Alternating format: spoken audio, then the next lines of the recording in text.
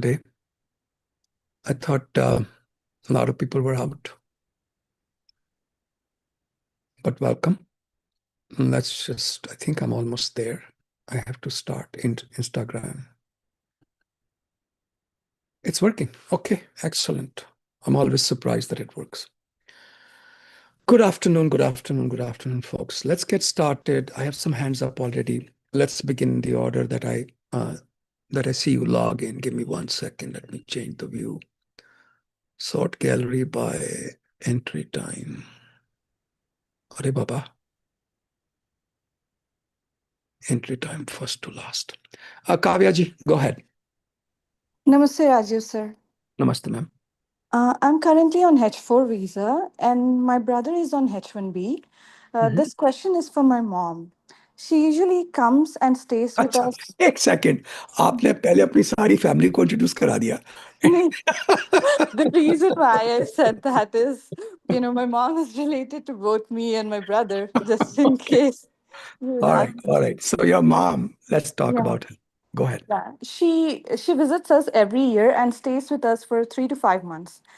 So this year as well, she visited and stayed with us for 4 months. She is going to ठीक. leave tomorrow, Mhm. but I want her to come back again in 4 months.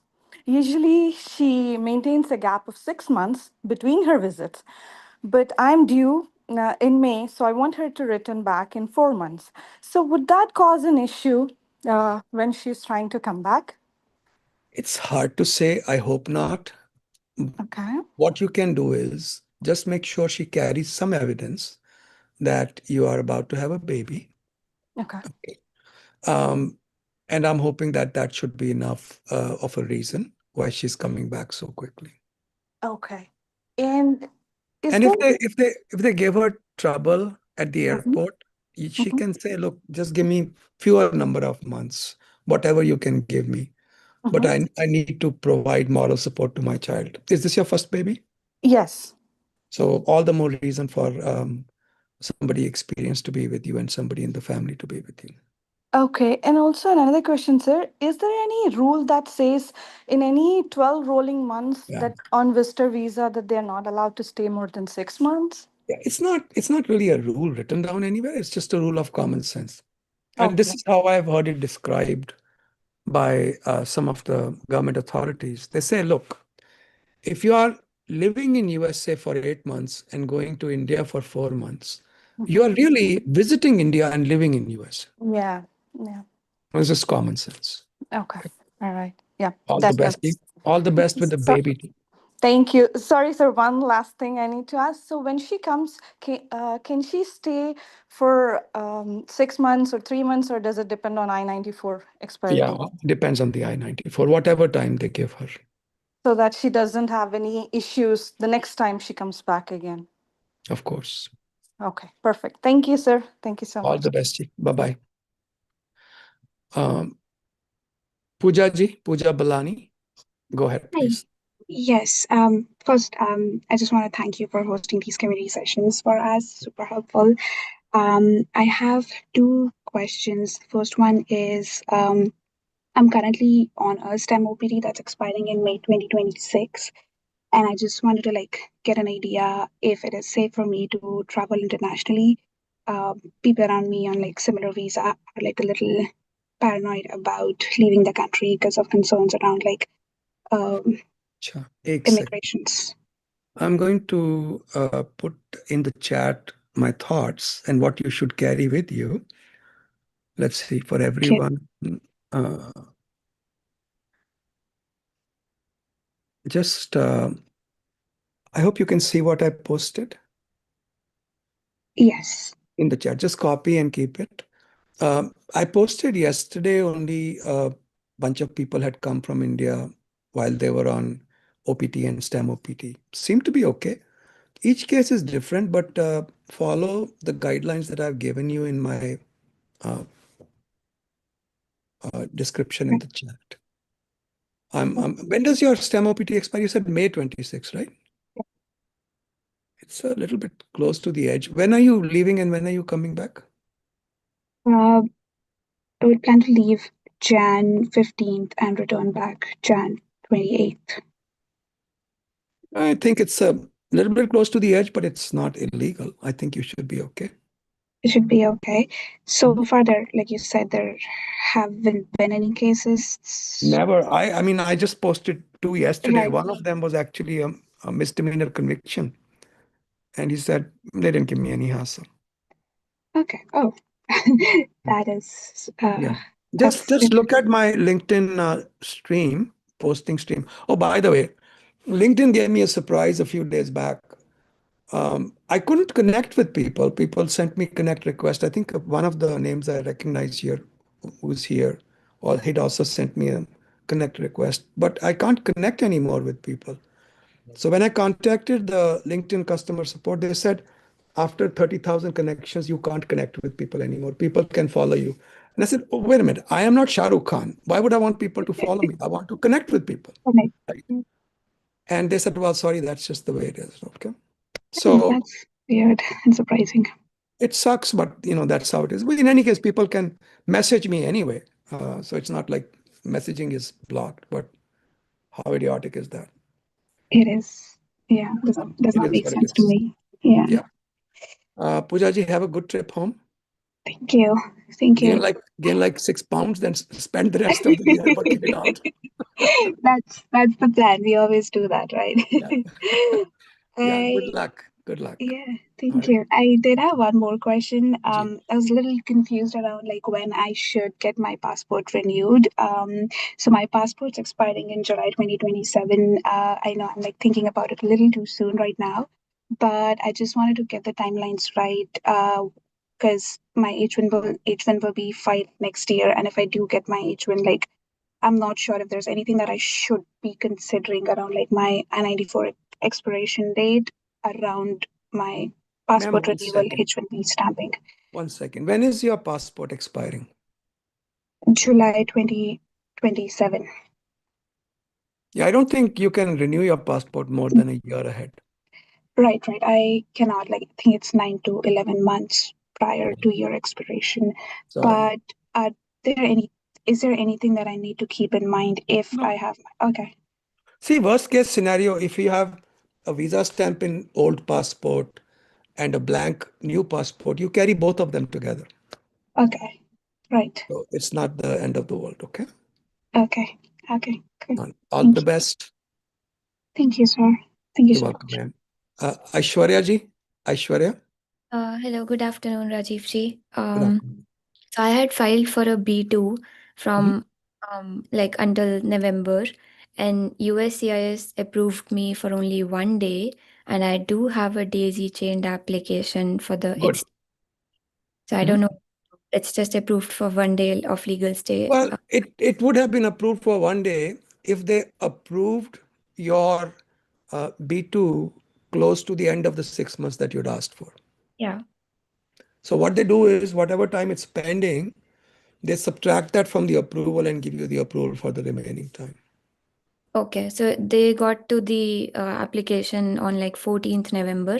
Last day I requested was 11th, and they only approved me for 13th. Yeah. Yeah, I think that's kind of the nature of things. Oh, hold on, there are people waiting in the. So And yeah, go ahead. what about the daisy chain application? Does it affect that?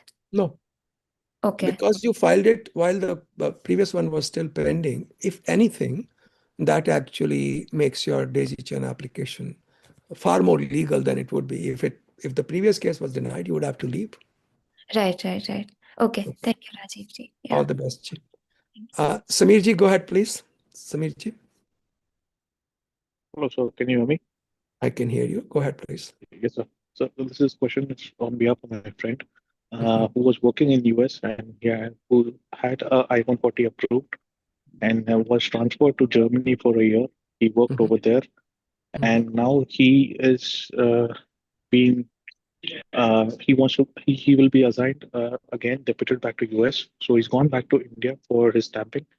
Okay. So his appointment is somewhere in a dicey situation, I guess.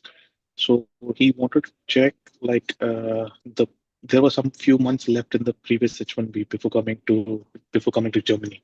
Okay, hold on, So Samir. Samir, 1 second. His I-140 is already approved, right? correct. Okay. So if his I-140 is already approved, and it stayed approved for 180 days, and it was approved on or after, or at least one of those 180 days was January 17th, 2017 or later, then he can get an extension based upon that I-140 of the H-1B. Okay. So he's exempt from that So, 100K. so his H1, his I-140 stayed approved for at least 180 days. And one of that 180 days was on or after January 17th, 2017. 2017. Okay. Why does that 2017 date is hold so important, sir? Regulations कोई उसमें कोई राहु केतु का चक्कर नहीं है. It's not कोई पत्री नहीं दिखाई है किसी को. That is the day the new regulation started. Okay. Okay. Yeah. ये Okay. ऐसा नहीं कोई मुहूर्त नहीं निकलवाया पंडित से. Okay. Okay. All right. Sure, sir. All Sure. right. Thank you. Thank you so much. All Thank the you. best. Thank you, sir. Yeah, sounds Thank pretty mysterious if you don't know what I'm talking about. Move on. SD Burman? SD? Yeah, Rajiv ji. Thanks for Burman, doing this. of course. Rajiv ji, I am on H1B and currently on sixth year of H1 with 8 months remaining. Okay, Okay. but currently on laid off and 1 month is remaining. I am still finding the new employer, Okay. and I have also like my pending NIW. So hopefully I can get the 1 year extension if I find the employer. Now the question is कि अगर समझो मैं जो employer ढूंढ रहा हूँ अगर नहीं मिलता है but one of the my circle employer who can support me to transfer my H1B before the grace period. Mhm. But I don't want to join him. I just want to use as a legal status. And then if I explore more and then able to find another employer, can I join directly to that employer without telling that, okay, I have my H1B transfer, but I have not joined. So जो अभी जो जिसके ऊपर मैं laid off हुआ हूँ Hold उसी on. Base पे Hold on. Let me make it easier for you. Hmm, Unless there is a genuine job, hmm, it is illegal to file that H1B. हाँ ना, it's a genuine job. Okay. If it's a genuine job, hmm, but you who have no intention of taking it, yeah. is that illegal? I don't know the answer to that question.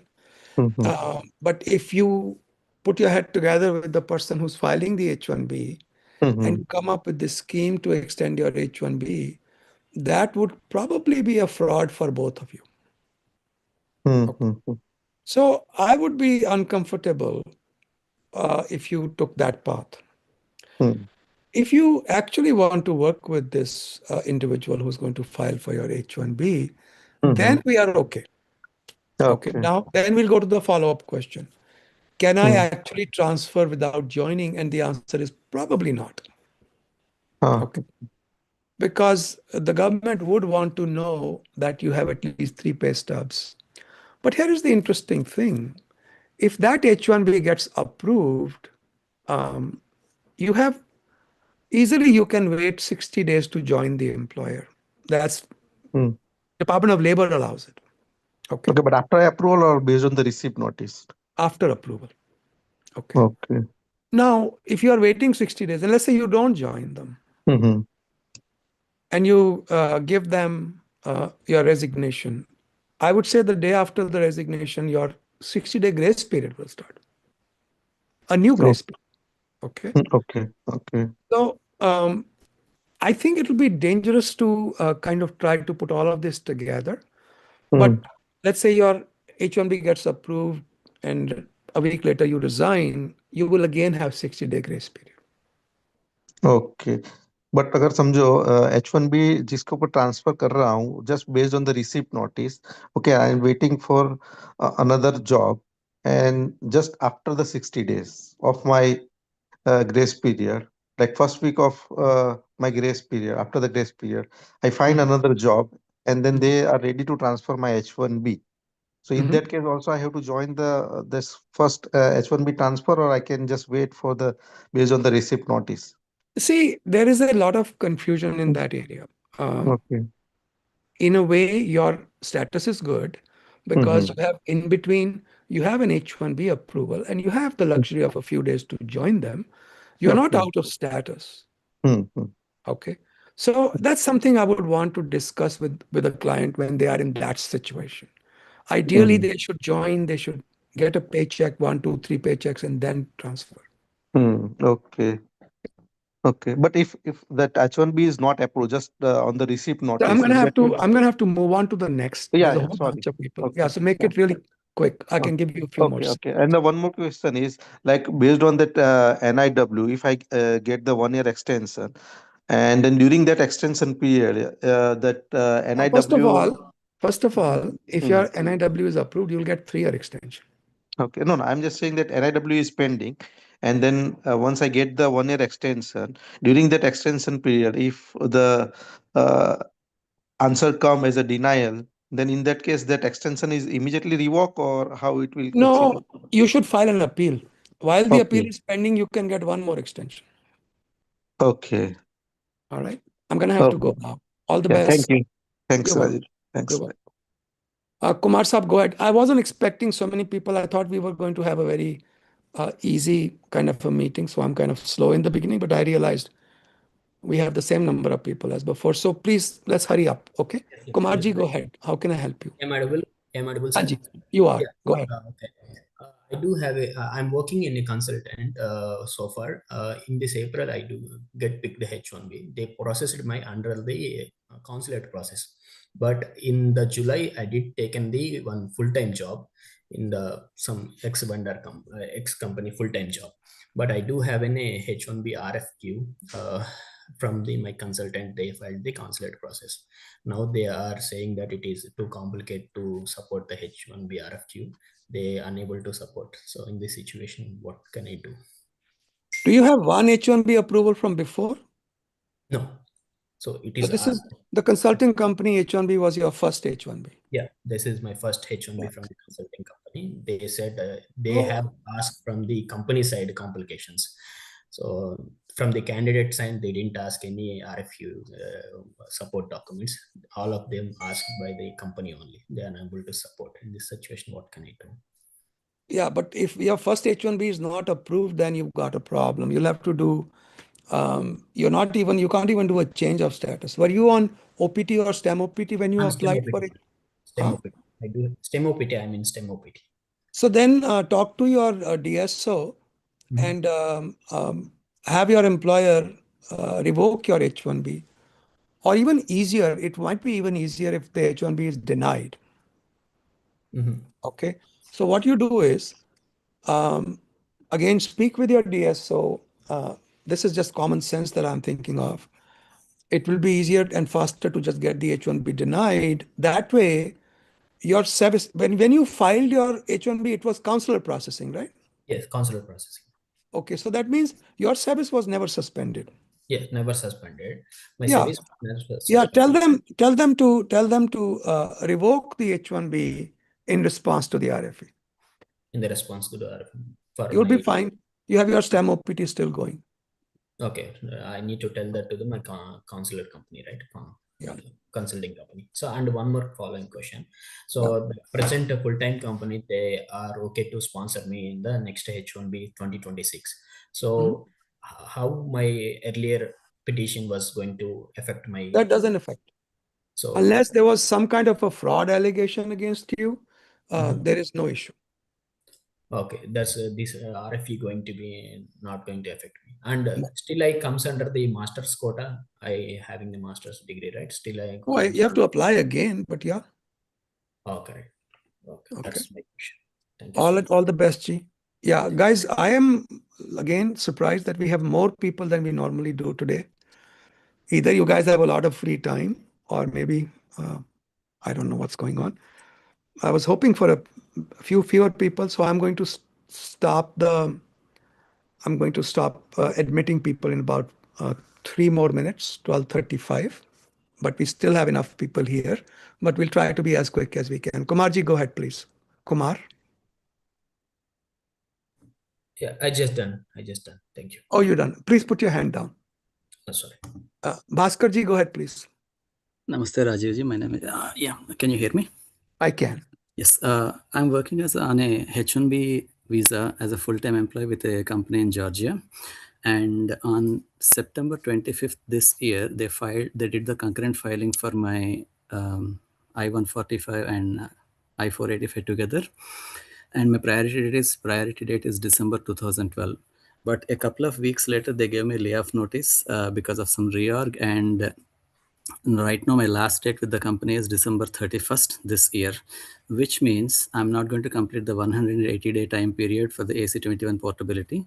So in that context, the company legal team is saying that I need to go in with a H-1B transfer with a different company and other things. But I am kind of concerned if it is possible. I do not want to make sure that I do not want the perm to restart once again. So can you let me know if a simple H-1B with the same or similar job description with a different company as a full-time employee can avoid the perm reset and restart? That's my question. First one. Make it only one, please, because we might not have, like I said, a lot of people. Understood. So the question is, you want to keep the AC-21 portability, but you're not going to be employed with the company for 180 days. First of all, there is no law that says you have to be employed with the company for all 180 days. Mm-hmm. Okay. The law only says you should, your I-485 remain, your I-140 is approved, which it is, and your I-485 remains unrevoked for 180 days. Okay. Right. So when was the I-485 filed? September 25th, 2020. This year, September 25th. So October, November, December, January, February, March. March is when you enter the 180-day zone. Right, March 25th. Okay. So this company should make sure they don't try to revoke the I-140. They promised that already. They're not going to revoke it. Okay. Now comes the problem with the H-1B. On one hand, having an H-1B transfer is a great idea. Okay, because that maintains your status in the United States. And even if something goes wrong with the 485, you don't have to worry. But here's the downside. It also creates a red flag that you're leaving that company. Can USCIS come and revoke the I-140? They could. Have they done it in the past? Yes, I've seen that happen. So you have to balance the advantage of having an H-1B against the disadvantage of a red flag. Here is my suggestion. Not sure it will work 100%. If I were in your situation, I would file the H-1B transfer non-premium. Understood. In March, I would premium it. Understood. File the H-1B in non-premium. And can I start the H-1B transfer right away before the end of December itself? Why not? Okay. Understood. So file it non-premium, and after March 25th, file it premium. You got it. And on the receipt number, I can go and join the new company on January 1st. That is correct. Got it. So this will save my daughter's age and other things before she is forced to leave the country on H1 when she turns 21. I certainly think so, yes. Okay, now if you have a CSPA problem, then I won't do an H-1B transfer. I would just sit tight. I would say, you know what, as long as you don't revoke my I-140, I'm fine. Because remember, you can always reactivate your H-1B even after you have gone on to your EAD. If you go on to your EAD, and let's say you get an H-1B eventually, and when this stupid 100,000 thing goes away, you can go get a visa stamp and come back, and you're back on H-1B. So if daughter CSPA is a major concern, then don't even do the H-1B. Wait for the EAD to come. I didn't get the EAD yet, so you're suggesting that I should not do a H-1B transfer as well. Just after I lose the job on January 1st onwards, just do nothing. So I'm allowed to stay in the country. That's right. Okay, you might still get a notice to appear and notice for deportation, but hopefully the judge won't pay any attention to it. I've heard of people getting those, but I think you are reasonably safe. Talk to your lawyers. Okay. Definitely. Thank you very much, Rajiv. All the best, Ji. Vigneshji, go ahead. Hi, Rajivji. So my spouse H-1B amendment is pending. Oh, one At the second. same, Yeah, I have to stop admitting people. There are people still coming. Give me 1 second. Hanji, go ahead, please. yeah. So my spouse H-1B amendment is pending. At the same time, my H4 change of status is also pending. So will the H-1B amendment pending status will affect the approval for the H4? No, it should not. Okay. So Okay. and one more question. So if can the employee start the perm process while the H1B amendment is pending, or it should be approved then Yes, only? absolutely. Go for it. Okay, yeah, I'm good. Thank you. All the best. Folks who are waiting in the waiting room, I'm sorry, guys. We are full up for now, okay? Sorry. We'll talk next Thursday. Mudrika ji, go ahead, please. Mudrika? Mudrika, I can't hear you, ma'am. Mudrika ji, I can't hear you. Sort out your problem, and in the meantime, I'll talk to the next person. Soumya ji, go ahead. Soumya Navani. Hi. We talked briefly in a consultation as well earlier about my H1B status. Acha. Basically, I'll give you a recap. I was laid off on October 28th. The withdrawal letter was uploaded to the USCIS portal in the evidence section on October 29th, and it ended up getting approved on November 7th. Okay. The problem is the withdrawal has not been processed yet. And I have 2 weeks left for my 60-day grace period. Because I technically am an H1B. So I have two options available to me, which is apply for F1 change of status. 1 second, Soumya ji. The problem is your H1B revocation was received by the government before the approval of your H1B. Yeah. Okay. Government might take the position that your H1B was never approved, or it was approved in error. Yeah. So even then, I was technically in F1 status, and I had enough unemployment days to cover my time until my EAD ended. But right now, as it stands, my only options are that my service has been completed. So my only options are to either file for change of status to F1 or change of status to B2 to extend my stay. And I already have gotten acceptances from universities. So I wanted to ask what the best possible way is, because as related to start date, I have two options, one in March and one in January. What would you recommend? And would you recommend filing for both? Let's analyze this situation for a moment, okay? Yeah. You were on OPT. Yeah. Then your change of status was filed. Before the change of status could be approved, a request for revocation was uploaded. After the request for revocation was uploaded, the H1B was approved. Yeah. Okay. So now either you are on student status or you are on H1B status. You got to be one of the other. Yeah. Okay. What if government takes the position that you are out of status because your H1B was revoked? I'm just trying to figure this out in my own head. If your H1B was revoked and your service has already been suspended, was your service ever suspended? It was marked as completed because of change of status. Because of change of status. So I just want to know what's the best way to go about joining a new university. Very difficult to answer this question. What I would do is, I think the most protective thing you can do is, again, have a discussion with your H1B lawyers and your DSO. What makes sense to me is to apply for January admission premium processing. For F1 change of status, right? F1 change of status. Okay. Yeah.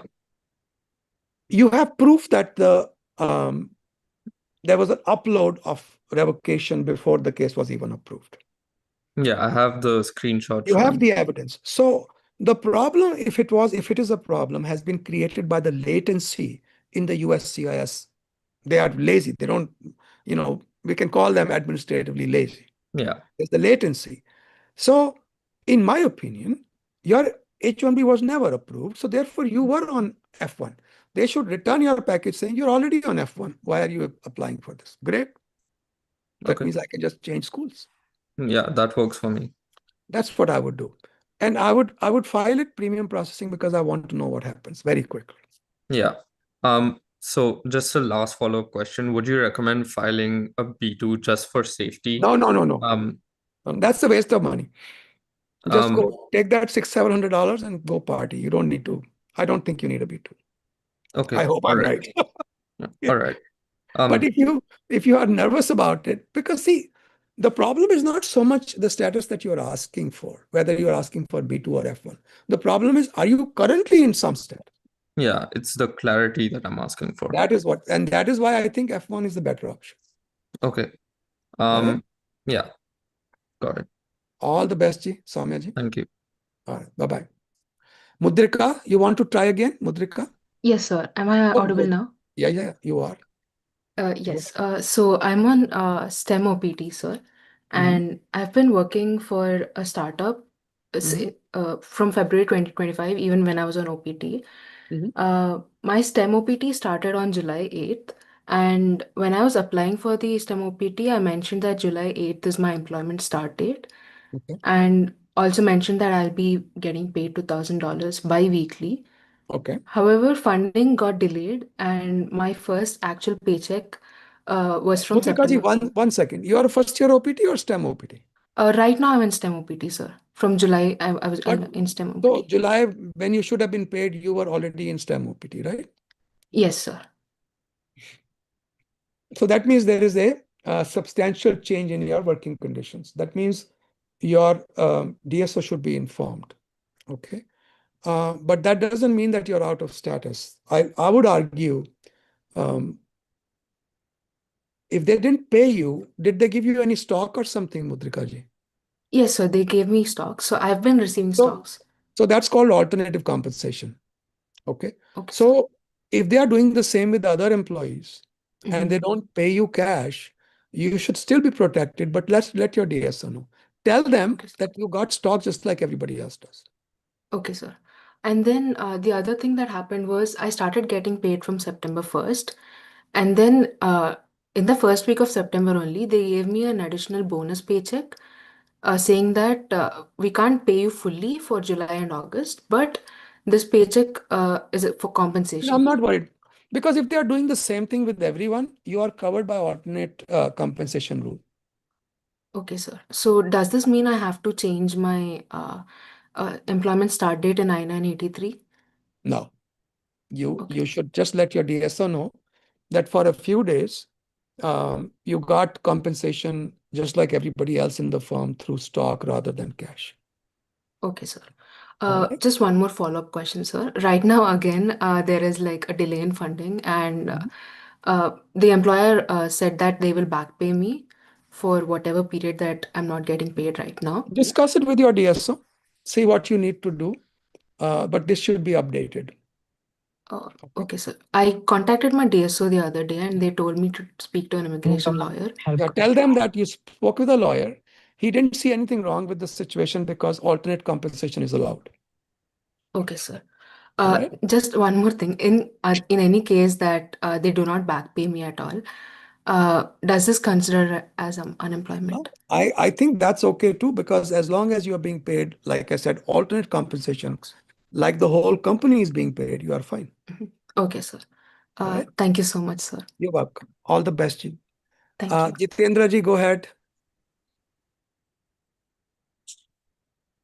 Jitendra, go ahead. Hello, Rajiv ji. Yeah, Jitendra Ji, 1 second. Hey guys, who's people who are waiting in the waiting room? We are full up for today. We'll meet next Thursday. Okay, just come a little early next Thursday. Jitendra Ji, go ahead. Yeah, thank you, Rajiv ji, for the call, for this opportunity. So I have a question. So I'm planning to travel to India during the December Christmas time.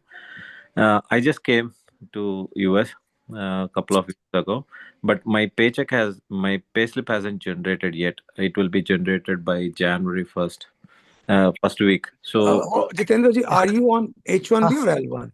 yeah, I'm on H1B. Yeah. Smith, mute yourself, Smith.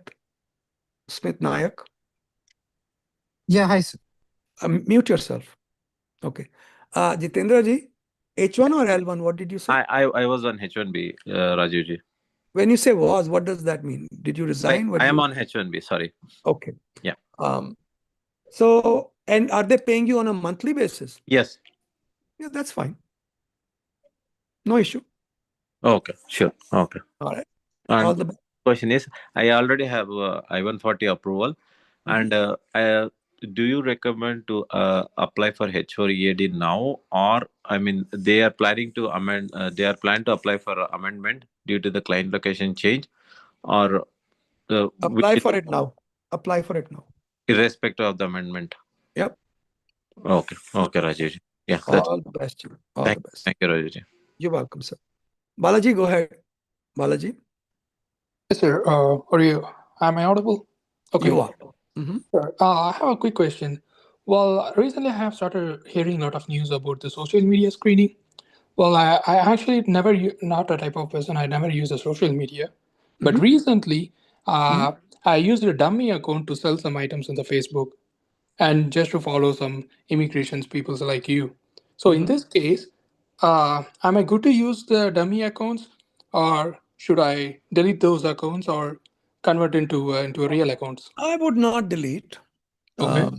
I would just reveal them just the way they are. Oh, okay. Okay.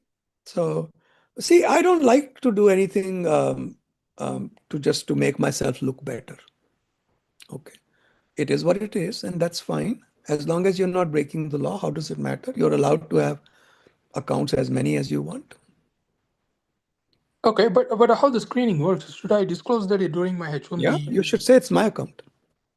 Even though it says, I don't know, it says Shah Rukh Khan, it's basically Balaji. Oh, okay. Now it's clear. Thank you, sir. Thank you very much for your help. You're welcome. Surya Pratap Singh ji, go ahead. Hi, Rajiv ji. Thank you so much. I'll just explain my situation. You're already aware of it, but I'll just make it very short. My STEM OPT was denied. H1B was approved under consular processing. Achha. Now, if I plan to go for appointment, that's not possible. Okay, my H1B was never activated, and my STEM got denied. And USC has stated that I've Eight second. Remember, I think you talked with me, right? Yes, I did. And I showed you the rule that you still have 60-day grace period. No. I didn't show you the rule? No. Okay, the rule is, if your STEM OPT is denied, you would have 60 days from the date of the denial as a grace period. In that grace period, you can apply for a change of status to H1B from within US. Okay.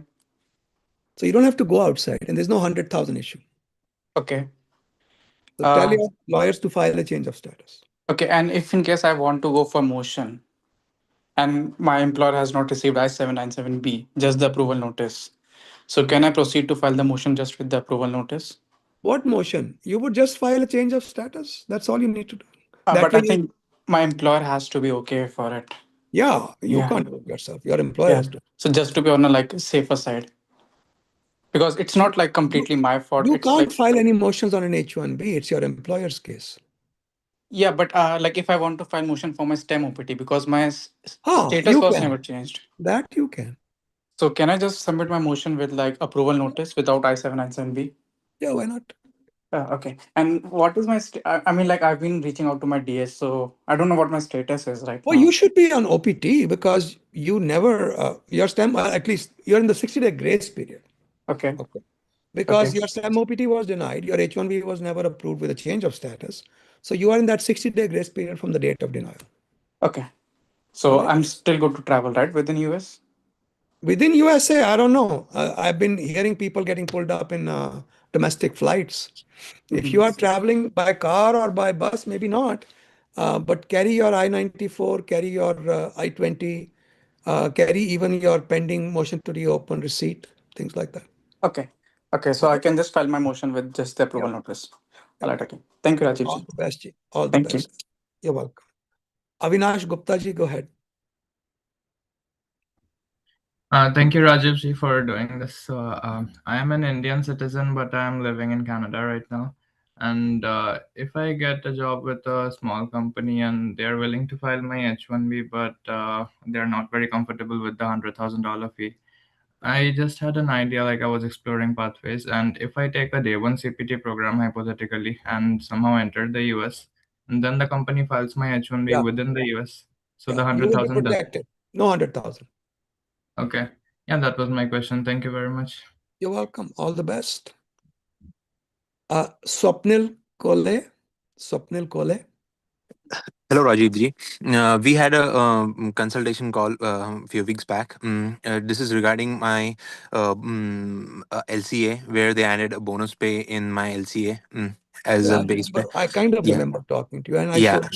showed you some of the rules too. Yeah. Correct. So आपने sir आपने ये बताया था कि there are some rules that you if the bonus pay is non-discretionary and stuff like that, I should get that in a letter that that will act as a supporting letter. Yeah. And then go for H1B appointment. But this week we got to know that our company is not going to give any kind of letter which states that we'll be getting 10% bonus every year, guaranteed 10% bonus every year. So in this case, what should I be doing, or what are my next steps? So Because they are not going to give you a letter confirming No. that it's non-discretionary bonus. No. But have they said that in the H1B papers?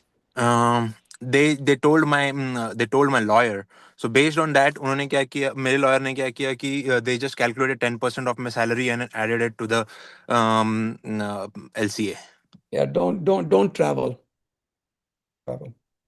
Okay, so I mean, so what is I mean, how can I get out of this? Do an H1B transfer, find another employer. Oh, okay. But if मैंने मेरे W2 का देखा, तो W2 में I calculated everything like from Jan 1 to Jan 31st, जितने भी pays I am going to get. So W2 में the amount is going to be greater than what has been mentioned But in my still, LCA. you can't take a chance with this. Just do a H1B transfer. I hope that will work out for you. Okay. Because if the Okay. transfer is denied, you get stuck with 100,000 problem. Okay, so there is a possibility of transfer getting denied as well? Because they're not guaranteeing it, no?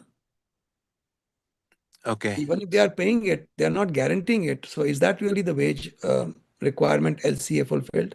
I Okay. don't think so. So can we do an H1B amendment or an in this case? Like They just need to give you a letter saying that they guarantee 10%. Okay. Okay. But H1B amendment will also not work, sir, in this case? What is the point of an H1B amendment? Okay. And we cannot refile the LCA as well. If you're going to do an amendment, what would be the amendment for? I mean, salary correction, because हमारे HR बोल रहे थे कि we can redo the process. I don't think they understand the process clearly, but that's what we tried to explain, that even if you redo the process, it's not going to work. That's what we told Tell them to set up a consultation with somebody who knows what they are doing, and discuss the situation with them, because this should be correctable. Only question is how to do it, and that's something they have to come up with their lawyers. Okay, sir. And a simple, straightforward amendment is not going to work. Okay, so just a very quick short question. Even if I do a transfer, I find a new employer, I do a transfer, H1B transfer, if they're paying me a salary, good salary, so See, I the don't. problem is not the going forward, the backward is the problem. Okay. Your current salary expectations are not clearly announced. So it could be said that you're not getting paid, or at least you're not being promised the right wage. Okay, so जब मैं नया employer ढूंढूंगा, then also this problem can come, is what you're saying, if I'm That's the understanding problem. correctly. That's the Okay. problem. Yeah. Okay. Get this resolved first before you transfer. Okay. So the only way is to either get a letter or do something else. That's the easiest way, and they should get together with somebody who's an expert instead of trying to hack through themselves. Okay. Okay, sir. Thank you so much, sir. All the Thank best. you. Thank you.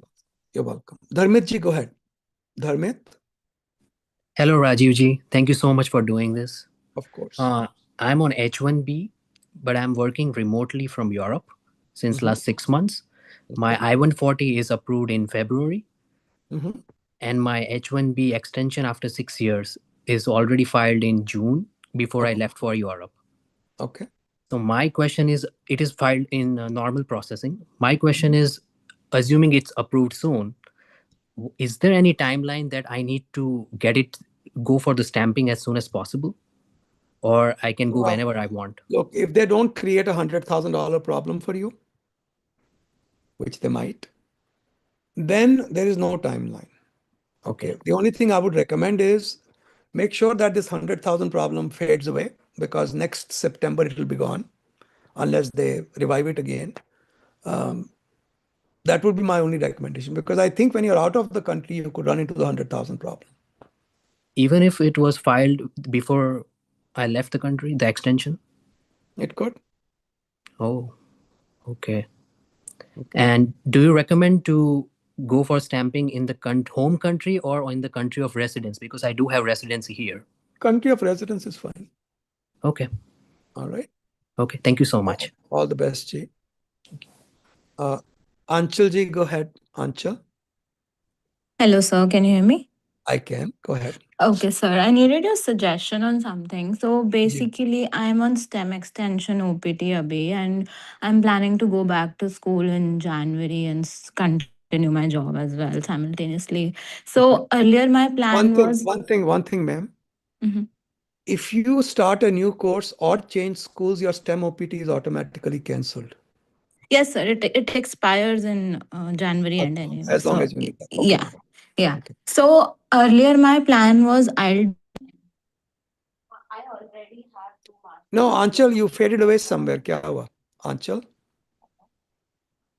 आपकी आवाज आनी बंद हो गई एकदम से. Your microphone, kick it. Hello, can you hear me, sir? I can hear you now. Okay. Did you kick your microphone? I think it got connected to my AirPod somehow. Sorry. See, that happens all the time. Yeah. Yeah, exactly. Sorry. So yeah, so the problem is, earlier I planned to do an MBA, but then with this new rule stating that I think it's still in the proposal stage. It's not. that- It's just. Yeah, it's not finalized yet. Yes. So, but the only thing I was concerned was I already have two masters, one from India, an MA, and then second one I did here, MS. So then this will be my third one. So Anshul ji, ऐसा है. They don't like people doing multiple masters within the United States. Okay. Yeah. So if you are going to a good school, you have been going to good schools. I think you'll be okay, because worst case scenario, what is the government going to say?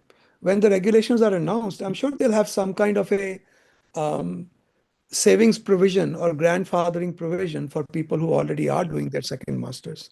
They could say one of the two things. They could say, hey, before you continue your master's degree, go and get your F1 visa stamped. Okay. Or they could say you have 6 months to get your visa stamped. Mm-hmm. So if you have a good track record as a student, getting a visa stamping should be relatively okay, right? Yeah. Not too much of Okay. But then do you think going for a PhD would be a safer option? Yeah. Absolutely. Because it's like I was thinking about PhD after this rule was proposed, but then it's too much of time commitment and it's pretty costly. So I was confused if I should go with No, actually, PhD should be paying you, not you them. but the CPT courses don't. Acha. So yeah. And then it's with office managing, that is little tough. So I was just confused if I should go for a third master's or should to be on a safe side. See, as long as you are pursuing your career genuinely, it's okay to do an MBA if it's from a good school.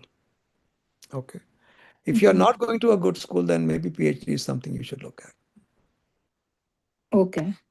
All right. Okay. Thank All you, the sir. best, Ji. You're Thank welcome. Shubham Ji, go ahead, Shubham. Yes, sir. Hi, sir. Thank you for doing this. कैसा है Shubham? बढ़िया, sir. बढ़िया. Not good, actually. So क्या I हुआ? got fired on 10th of December. I am on F1 OPT. I only have 26 days left of my unemployment days, and my So are you first year OPT, Shubham? yes. So just contact your college professor and get a 20-hour project from them. You don't have That's to be, there, you don't have to be but paid. It can be unpaid. but my EAD ends on Jan 20th. Acha, EAD ends on January. So are you going to, you're hoping to apply for a STEM OPT? Yes, I mean, I want to definitely. Okay, so let me just very quickly anticipate your question. One of the things you could do is go back to school and start a CPT program, but take CPT in the second semester instead of the first semester. That will give you time to look for a job. So I can enroll in a program now and take CPT in the second semester? Yeah, check with the DSO if that's okay. Yeah. Okay. And like, are you suggesting day one CPT kind of programs? So day one CPT means the day you join, you want it. Yours is not day Okay. one. Yours is day one, second semester CPT. Okay. What other options I might have right now? Become very rich and invest money and become That EB5 doesn't sound applicant. probable for now. So, So the only option right now is to enroll in a CPT course or any kind of course. yeah. All right. Other than that, would you suggest if I go consultancy routes? See, I don't like the idea that you would file an H1B or any kind of an OPT, which is not a genuine situation, because you could mess up your whole career. True. They could bar you from entering the United States forever. They can even prosecute you criminally. Do not do anything which is less than absolutely truthful. And second question, let's say if somehow by any God miracle, if I get a job within this 26-day period, or even an internship with 21 plus hours, which is paid. So what happens, let's say if my 26 days are done, but my joining date is after those 26 days? Am I still legally allowed to So be? your OPT is over, but you're joining after the OPT. Is that what you're saying? Oh yeah, like if the joining date states the date after OPT ending. But you'll be able to file the STEM OPT extension, right? Yes, and there's one caveat as well. My passport is expired right now, and Yeah, that's a non-issue. Get that renewed. But Mhm. for this discussion, that doesn't have any meaning. Okay. Okay. So, Get that renewed, expedited processing. The mhm, bigger problem is, so this is the way I understand it. Confirm with your DSO. mhm, Even during the 180-day grace period, when you file the STEM extension, mhm. they still keep counting your unemployment days. Okay. Okay. So if combined you're below 150 overall, you'll be fine. All right. So for now, my best course of action would be to enroll in a CPT course, and the CPT should start But in get the your second get your semester. STEM extension filed within your OPT, well within your OPT. What do you mean? I'm sorry, I don't understand that. Like Your STEM is expiring on January, and your OPT is expiring in OPT, yes, 21, 26, right? yes. You can apply up to 90 days ahead, right? Something like that. As far as I understand, yeah. Yeah. So file it now so that you have that 180-day grace period, which allows you to, again, check with the DSO, which allows you to aggregate Mm-hmm. the unemployment that has gone, 90 days are gone, 60 days are accrued because of STEM OPT. So you're saying I should file for STEM OPT as well? But You'll have to. how do I do that if I don't have an employer? Okay, so if you're not planning to, you said what if you get an employer and there's a gap Yeah, between okay. We're you, talking about that. Okay. आप ही बात करके तो बुढ़े हो गए क्या क्या चल रहा है नहीं, नहीं. I thought Uh, like you were saying during the CPT period or enrolling in no. the. So I was addressing the issue that you raised, the most recent issue, which was I'm going to have a gap, let's say 15 days between Yeah. when my OPT ends and when my job begins. So I Mhm. said, make sure you get your STEM OPT filed within that time, All because right. then you get the aggregate another 60 days Mm-hmm. that you can be out of employment. Okay. Okay. So, one last question. So, this course that you mentioned that I should enroll, that should definitely be within my domain, right? You should never enroll, CPT, you should never enroll in a course that doesn't justify your own career choices. Okay, got it. Okay. Makes sense. Thank you so much, sir. If I All the have best. any other questions, I'll follow up whenever you are available. All the best. Thank you so much. Ji. Sakshi ji, go ahead, Sakshi. Yeah. Hello, Rajiv ji. Good afternoon. Good afternoon, ji. So my situation is I'm currently on STEM OPT, which is expiring next month, early January.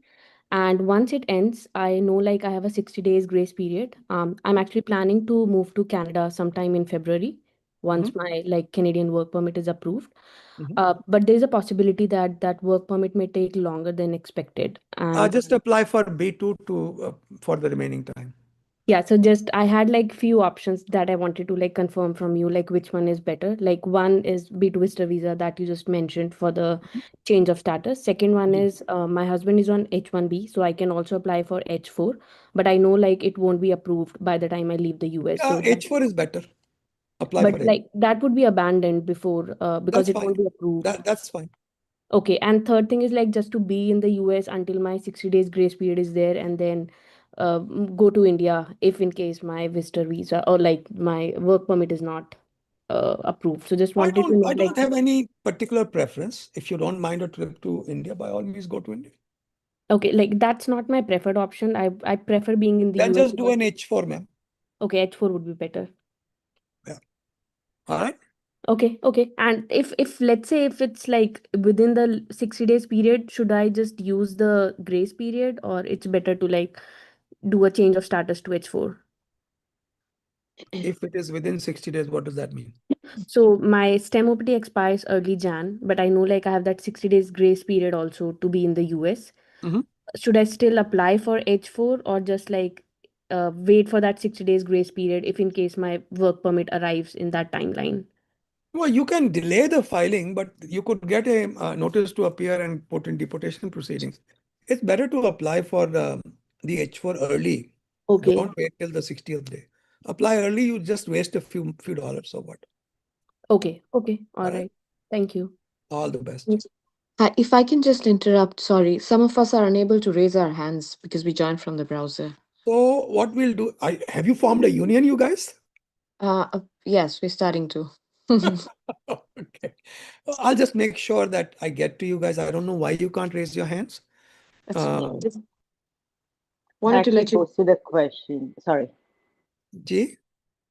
No, I was saying I also posted the same question because we aren't able to No, I'll raise make the. sure that everybody who's here gets their questions answered. I may Thank you. take you into the kitchen with me and make a cup of tea while we are talking, but I'll make sure everybody's questions get answered. Okay? Thank you. Thank you. Absolutely. अब जब ये लोग union बना लेते हैं तो बहुत डर लगता है भैया. So, Jay Modi साहब, go ahead. Hello, Rajiv ji. Thank you for this call.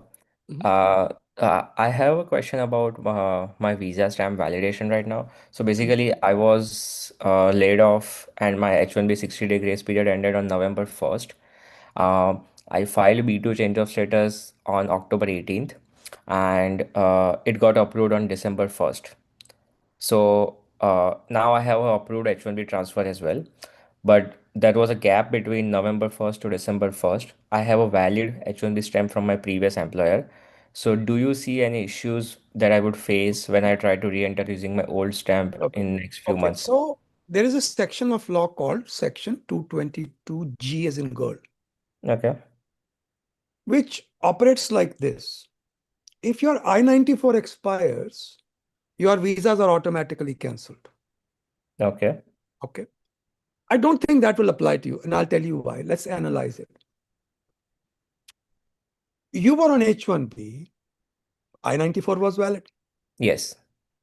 You applied for B2 within the 60-day grace period. You got a B2 approval. I-94 is valid. Yes. But there is a gap between your H-1B approval. However, that gap is covered by your B2. But the B2 I-94 start date is December 1st. December 1st. And B2 start date is December 1st. So but you applied within the time, right? You applied yes. within. Yeah, that is a problem with the way they approve cases. That Okay. doesn't mean that your I-94 had been expired. Okay. Right. So no, I don't think there's a problem using that visa. Okay, so again, considering the current situation, like, do you recommend avoiding travel with this old visa, or is it still under gray area? But yeah, I would avoid travel in general during these times because you never know. But if it's important for you and you need to travel, I think it's a relatively low risk zone. All we can do is assess risk on a sliding scale. I can't think of any options that are non-zero risk. Right. Okay. Take it. And one quick question. This is for a friend. He got laid off, and his company is paying 90 days of severance. He's on Nobody H1B. knows when does the 60-day grace period begin now. I would say be conservative and think that 60 days begins the day after I stop working. But is it okay to file for B2 while you are still getting the severance pay? Yeah, why not? Won't they consider as work? Severance pay is money being paid for work already done. Okay. He's not working.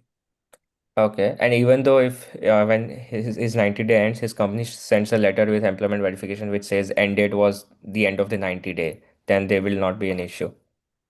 No, I hope not. These are all, again, these are tertiary issues that can all Okay. be explained, but they are not already explained. Okay. All right. Got it. Thank you. All the best. Shri, go ahead, please, Shri. Shri, Hi, are you able to hear me? I can. Go ahead, please. So I have a quick question. That is basically, I was doing an internship with an employer A. It's my first company, and then they filed for my H1B. I wasn't sure it would be picked up, so I accepted another offer and I started working for employer B. And then I got a notice saying that my application got picked, and then they processed it under consular process, and then I even received my approval notice. And currently I'm working with employer B, and then they were supposed to accept a transfer from the employer A, but unfortunately the budget cuttings and all, they're not accepting now. So my current plan is I'm looking for a new job which can accept the transfer, and then so that I can apply.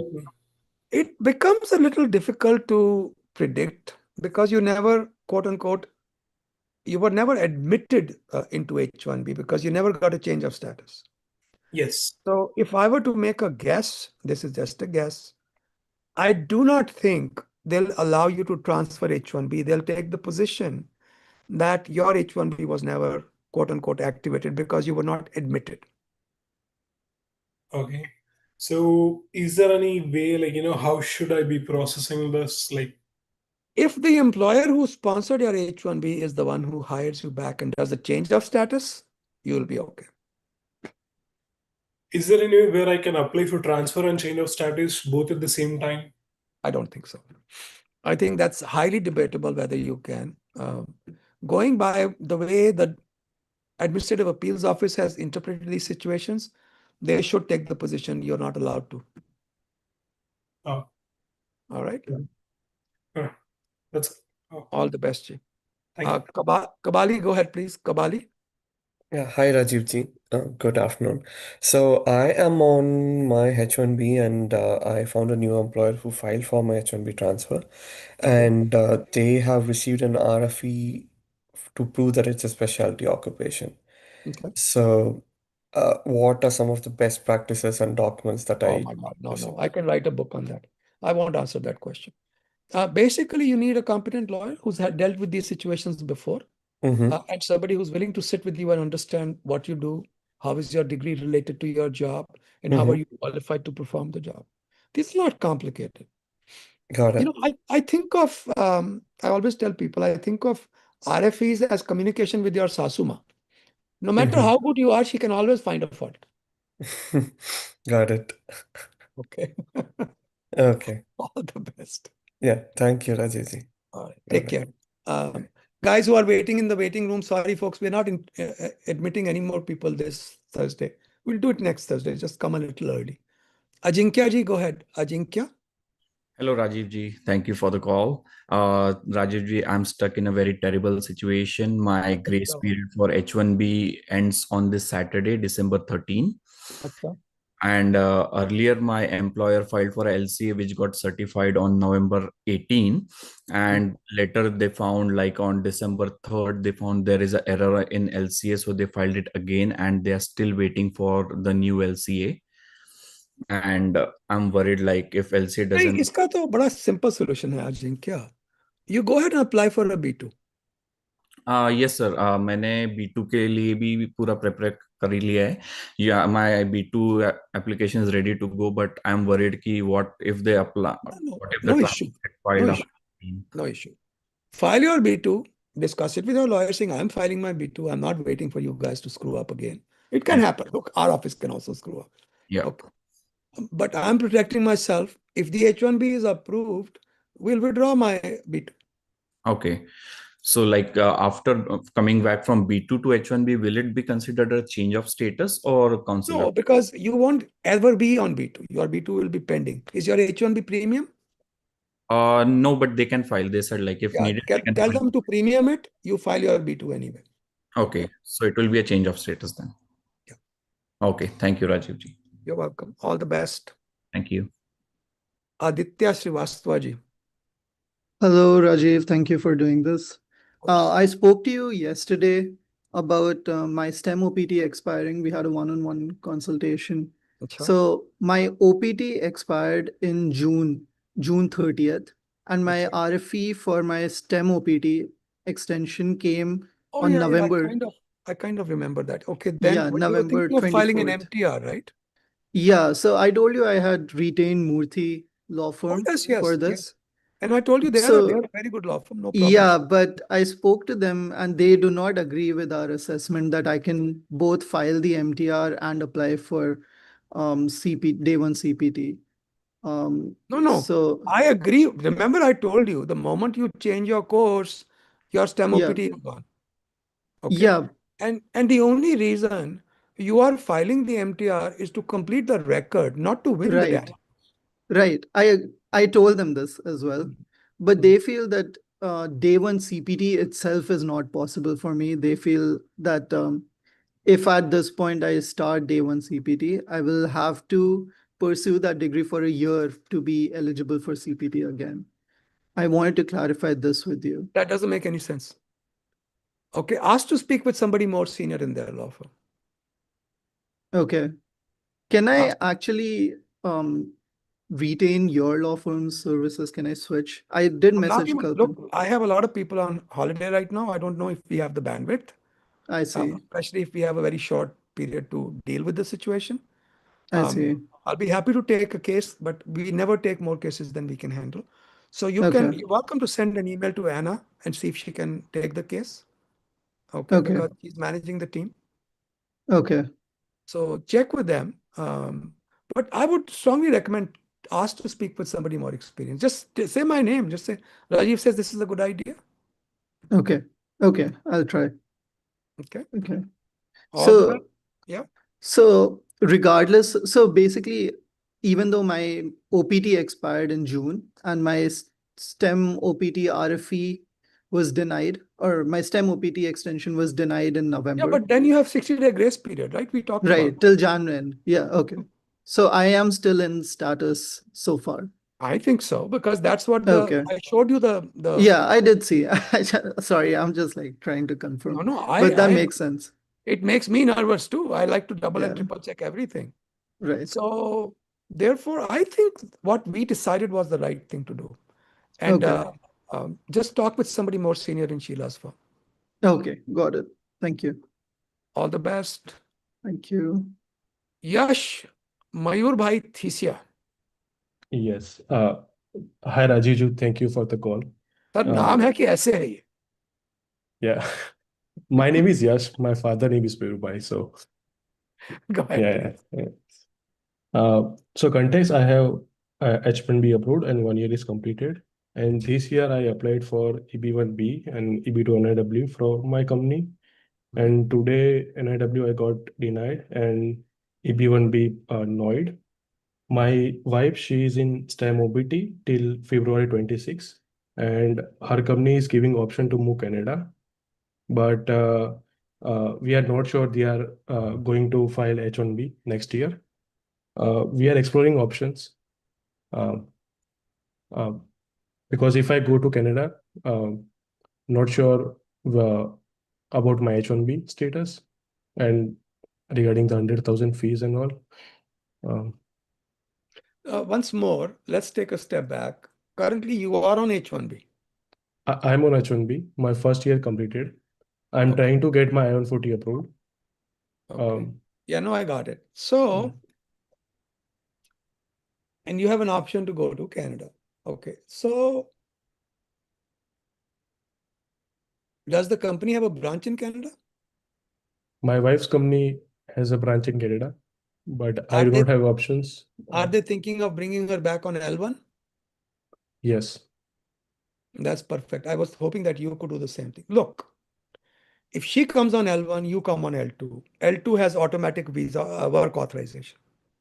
I see. And then if you convert back to H1B within the United States, there is no 100,000 problem. I see. Okay. All right. Okay. Yes. All the best. We are also thinking another option, but not sure if it is feasible. She will file H1B.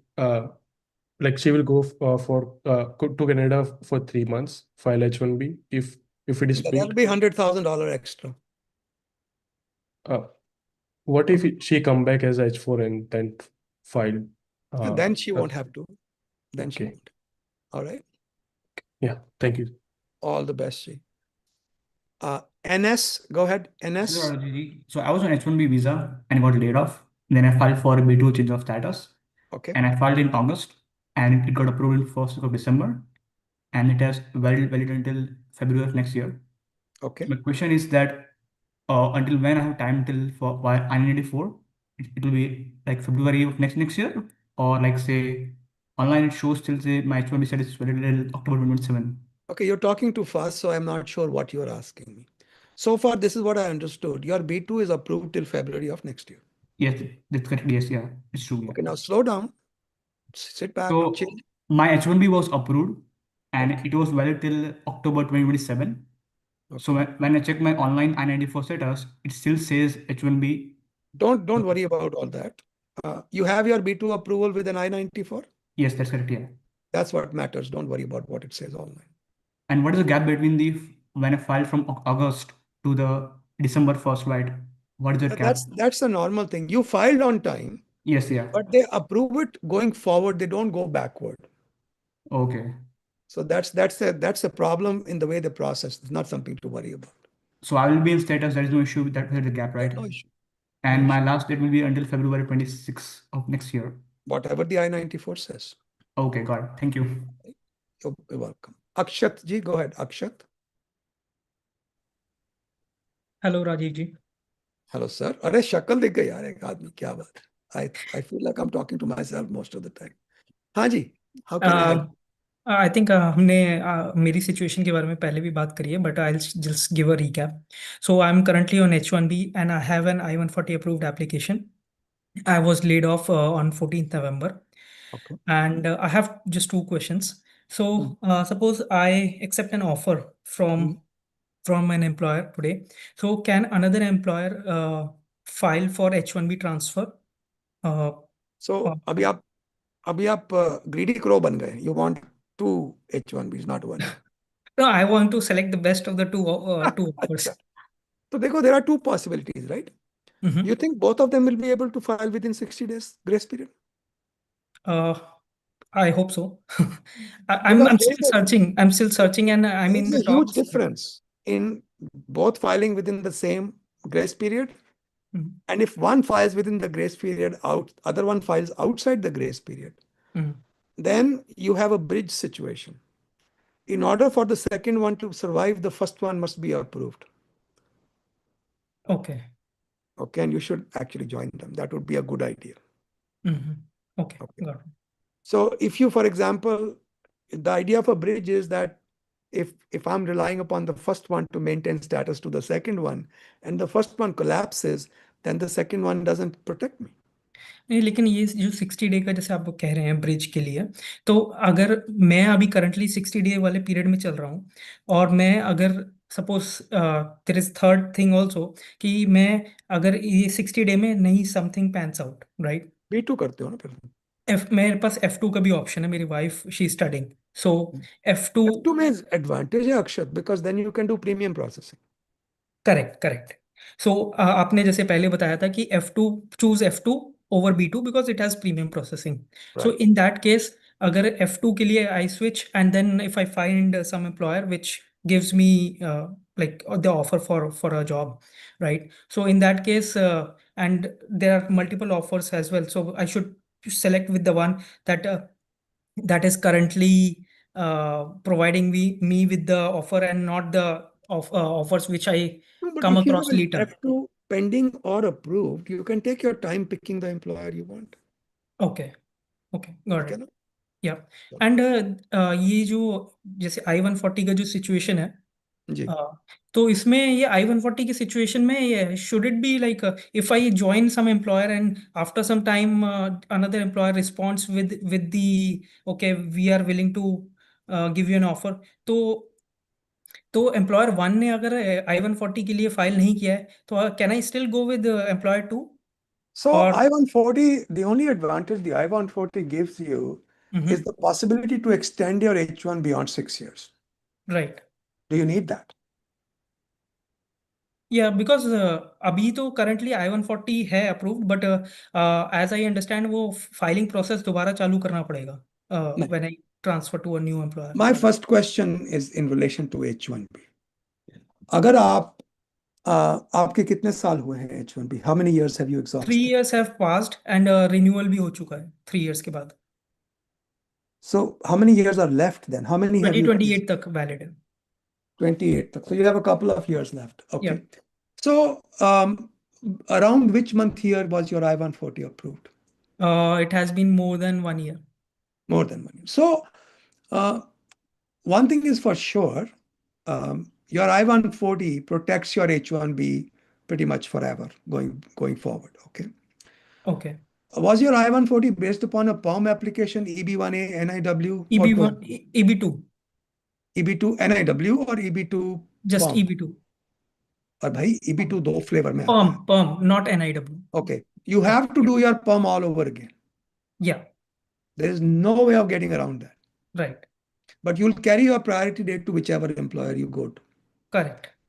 So if that much is clear, then what is the question left? So the question was, ये जो process है, I mean, ये कोई breakage नहीं होगी, right? Like if I switch between 2 employers and Well, the I-140 priority date is yours forever, no matter how many employers you change. Okay, got it. Okay, that's it. So Thank you so much. Yeah, that is not an exhaustible commodity. That stays with you. Okay. Yeah, thank you so much. You're welcome. Yash ji, go ahead. Yash. Hello, Rajiv. Hello, sir. So I was on H1B, got laid off on June 30, applied for change of status to B2 with receipt date of August 22 through your firm. Okay.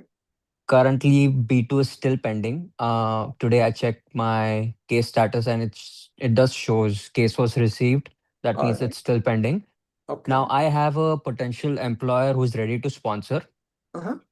I want to understand how I can convey this whole scenario to them and convince them to file for my change of status back to H1. You can't. Now, you can't. There is no way for you to convince them. This is a lawyer's job. Talk to your lawyer who's going to process the H-1B, see what they say. I mean, it's like a non-doctor trying to convince somebody what the treatment should be. Correct. So this is not your job. This is your lawyer's job. Right. I mean, apart from the convincing part, but how should I convey the whole scenario, like the situation? Just say my B2 is currently pending. I would like to speak with your lawyers. Okay. And I'm hearing people who file premium processing with the B2 pending are getting their B2 and H-1B approval at the same time. Okay. It's actually listed in the page that Trump has archived. Okay. Yeah. Apparently, they're still doing it. And if they are not willing to do that, they can wait until the B2 is approved. Okay. And I do have a valid H-1B stamp until September 2026. Yeah, that may or may not help you because God knows what this government is doing. So that's irrelevant. Just next step is relevant. All right? All right. Got it. Thank you so much. All the best. Smith, go ahead, please. Smith ji, Nayak. Yeah, hi, sir. Thank you so much for this doing me. So I have the question. So I was on the H-1B visa. So before the H-1B, I was on my STEM OPT. All right. So now we want to travel back to India for the visa stamping. Okay. So I just want to know how it is safe to travel or not. And also I want to know So hold on. Let me address that right here. I think I mentioned that before and I'll mention it again. Right now, there are no non-risk options. There's always a risk no matter what you decide. Okay. All right. Go ahead. And another reason is I'm working with the same company when I was an OPT. So that time they're like providing me the good amount of the salary plus housing allowance. But the thing is, they are also like deducting me my house rent from my paychecks. So is it affected anything when like whenever I'm going to the visa stamping, if the visa officer see my pay stub, and if he or she will see the 2500? Yeah, they could be violating H1B rules. Okay. That could be a violation of H1B rules. I don't know the whole situation, but if you contact the Wage and Hour Division of the Department of Labor and ask Okay. them the question, they'll tell you there are very few deductions allowed, and this is not one of them. Okay, because since my like from November 5th, I'm on my H1B. I'm no longer on the STEM OPT. But from my new paycheck, from the H1 paycheck, still they have deducted from $2,500 like Yeah, from so they let have them provided deduct. me. You can They have always provided me contact. the house. Yeah, they Yeah, have but provided my they still can't deduct. Okay, they Okay. can ask for it separately. They can't deduct it from your salary. Okay. I'm not even sure they can ask for it separately, but deduction is definitely not permitted. It's allowed in very, very limited circumstances. Okay. So first of all, getting a visa stamping for something like that would be very difficult. Don't do it. Okay.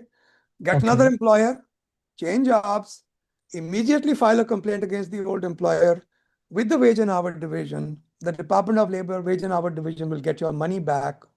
No questions asked. But the thing is, they already provided me the house for the living. It doesn't matter. They still can't deduct it. Okay. Okay. So you talk to the Wage and Hour Division after you've left this employer. All right. All right. Thank you so much, sir. You're welcome. All the best. Thank you. Vandit, I was thinking Bandit. Yeah, hi sir. Mandit ji, how are you? I'm good. How are you? All right. Tell me, how can I help? So I had a quick question about the new H1B wage-based rules. Where are the rules? There are no such rules. They are all pie in the sky. Nothing is final yet. Oh, okay. I mean, I based on what we know, I just wanted to know if like I'm a remote worker, so just wanted to know if the primary location would be the place where I live or my There's no headquarters. primary, secondary, tertiary. If you work in multiple locations, the highest wage level would apply. Okay. If you work from home and you barely ever go to the office, then your home location is where the wages are calculated. Oh, okay, got it. And also like if I move county, so in my state itself, if I just move 15 minutes away, I am on a better wage level. Is that recommended or should I not do that? Absolutely do it. Oh, okay. Yeah, I mean, that was my question. Thank you All so the much. best. All the best. Yash Nisar. Hi, Rajiv ji, can you hear me?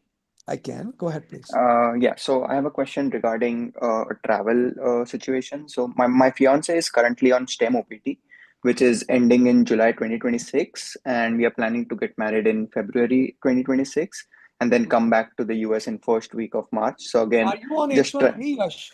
I am on H1B, and she is on STEM OPT, which is expiring in July 2026. Acha ji. So yeah, again, just want to assess the risk as you mentioned a couple of times, like how safe is it to travel in Feb, like considering her STEM OPT is ending in July. I think it's okay. Just whatever I posted, just one second, let me just make my coffee. What I posted on the in the chat, did you notice that? Were you in the? No. Okay. So I've given some indications of what I think you should carry, because plenty of people have gone and come back. Again, So we just traveled to India December, and we just entered this Sunday, so there was no problem this time. But again, if we travel back again in February, it should be fine. She is within the 150-day, right? Yes, like she is currently working, and her STEM OPT expires in July. Yeah, I understand that. I think you should be okay in travel. Okay. Yeah, that just wanted to understand that. Thank you so much. One more thing, if things really go wrong, maximum they can say, oh, she has to return back. She can come back on H4. Yeah, like that is always the case, but just to like not mess up with her employer I currently don't think it and work. will, but but there is a backup on. Yeah, got it. Okay, thank you so much. All the best, G. SK, go ahead. SK. Hello, sir. Thank you for doing this. Mhm. So I'm a little bit worried about a situation that may Mm. arise, and as you mentioned, I'm just trying to do my risk assessment. Right. So currently the context is I am on STEM OPT. My STEM OPT will expire in June of 2027. I have been with the same company since my OPT. I've done my bachelor, so I've been with the same company. But and they filed for my H1 change of status. I mean they filed for the lottery last year. I didn't get picked. They're planning to file again in March of 2026. Okay. But there are like risks of layoffs in the company because the company underwent private acquisition. Okay. So there is a situation that I thought like if my name comes in the lottery, and then they file a change of status petition in like before June, and then the change of status petition gets approved, but I get laid off between that approval and before October 1, then I won't be able to like preserve my STEM OPT, and I won't be able to go on to H1, and there's a risk of me being out of status. So I contacted my DSO and said, what can I do to avoid this? And they said that you need your employer to file the H1B approved H1B change of status petitions revocation, and we also need the proof of USCIS's acknowledgement. Yeah, But a no, I lot know of all people, that. You're just telling me yeah, something I know. What is the question? like what happens if USCIS acknowledgement comes after October 1?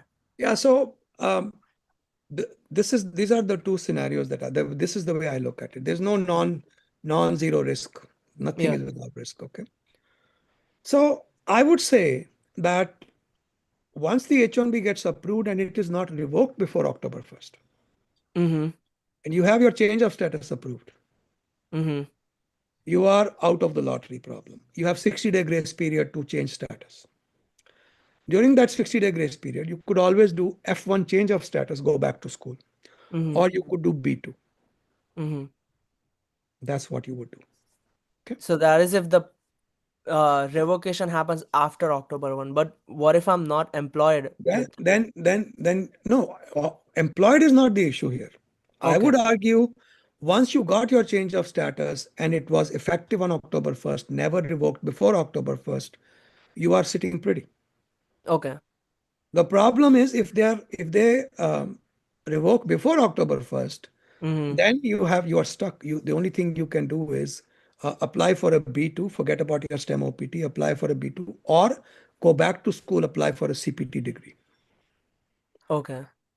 And Okay. then right now my company is doing the change of status, right? But Okay, if look, I I'm ask going to them have to for, cut this short. I've got a lot of people waiting. So okay. 10 more seconds, ask me your last question. Yeah, can I ask them for consular processing too? And would Very they bad avoid? idea because you'll be stuck with 100,000. Oh, okay. Okay. Got it. All right. Okay. Thank you. Yeah. All the best. Riddhi ji, go ahead, please. Riddhi? Hello, Rajiv ji. Is it, do you pronounce it Riddhi or Riddhi? Riddhi. ये तो बीच में कर दिया आपने. Yeah. Okay. So, I was on H1 last year and I got laid off. After which I switched to B2 and also did a B2 extension. So recently I filed for a B2 to F1 to start a course on F1. My process is still pending. I applied for a normal process.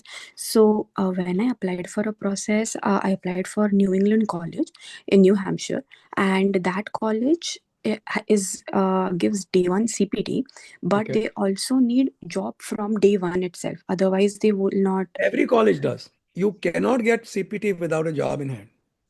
Oh, so actually there was another college which in which I can start my F1, but I do not need to start my CPT right away.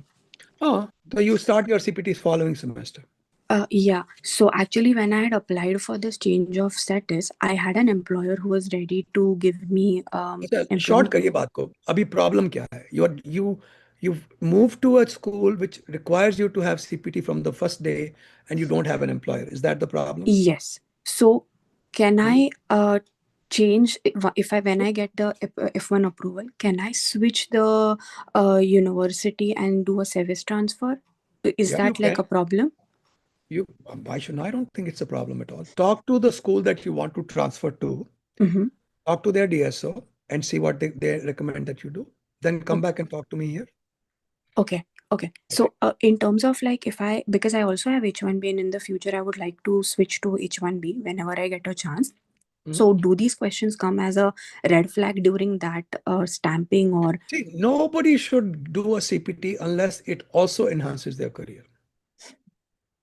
Okay. So don't pick CPT at random just to get work authorization. There should be a dual purpose. Work authorization is a legitimate purpose. Great, you can get that. But there should be a purpose of getting a degree that actually helps you in your career. Yeah. Okay. So this degree definitely helps me in my career as well. And the other university where I'm planning to switch, it also offers the same degree, but it also like I'm working for MBA. So the other university offers MBA with AI. So that is going to be kind of an additional thing that might help my career. That's fine. Really, the question here is how do I move? When do I move? Talk to the DSO. Okay. All the best. Thank you. You're welcome. RSG, go ahead, RS. Hey, hi, Rajiv, sir. How are you? Good. Okay, so quick question. My wife's H1B extension is pending, so it's been already like kind of 5 months, and it's under the standard processing. So kind of hoping to get it like in next 2 months, maybe. You So said H1B? H1B extension, that's right. Okay, extension. Okay. Yeah.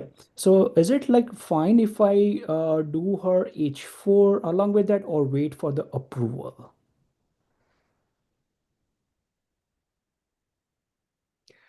Is her current H1 expired already? Yes, that got expired like in September 2025. Yeah, I would, well, you can apply, but the government might say that she's not currently in status. So we are denying her H4. You can always refile the H4 once the H1 gets approved. So you want to try, it has no cost other than the money spent. Okay, got it. So like, I mean, and it's fine, like if it's fine, like if I can wait for her H1B approval and after that go for the H4, right? That will be safe, She's correct? still working, right? Yes, she's still working. No problem. Okay, and just one last question. So let's say after her H1 approval is come and she switches to H4, can the H1 approval be wait time at then that can be recaptured back yeah. or it's null and void? Yeah, so the way it works is when she applies for conversion from H1 to H4, if she stops working, you can argue that the time that the H4 was filed, that's when the H1 stopped running. Okay. But we know for sure that H1 will stop running once the H4 is approved. Right. So by the time like till her H4 EAD comes, like she has to stop working, right? Like kind of from the time we filed it. The moment her H4 is approved, her H1B is no longer valid. Okay. Got it. Till that point of time, she can work it. Yeah, absolutely. Oh, and you can even ask for an H4 EAD 6 months from the date you file, or even more. So therefore, if she wants to continue on H1B, she can ask for effective date 6 months from today. That makes chances much better that by the time she stops working in 6 months, she'll have her H4 EAD in hand. Right, that makes sense. And H4 doesn't get activated for 6 months, so H1B is still valid. Still valid, yeah. That's right, yeah. Okay. Perfect, yeah. Thank you. All the best, Ji. Thank you. Anurag Ji, go ahead. Anurag? Hi, sir. How are you? Good. How are you? I'm good as well, sir. So yeah, sir, my question should be fairly quick. I'm asking this for my girlfriend. So her OPD, STEM OPD expires in May next year.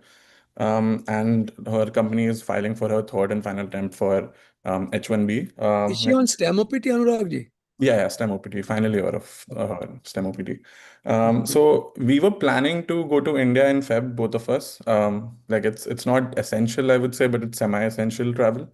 But since she would be in her last like 2-3 months of her like STEM OPT validity, and like we just wanted I to think that's too close to the edge, Anurag.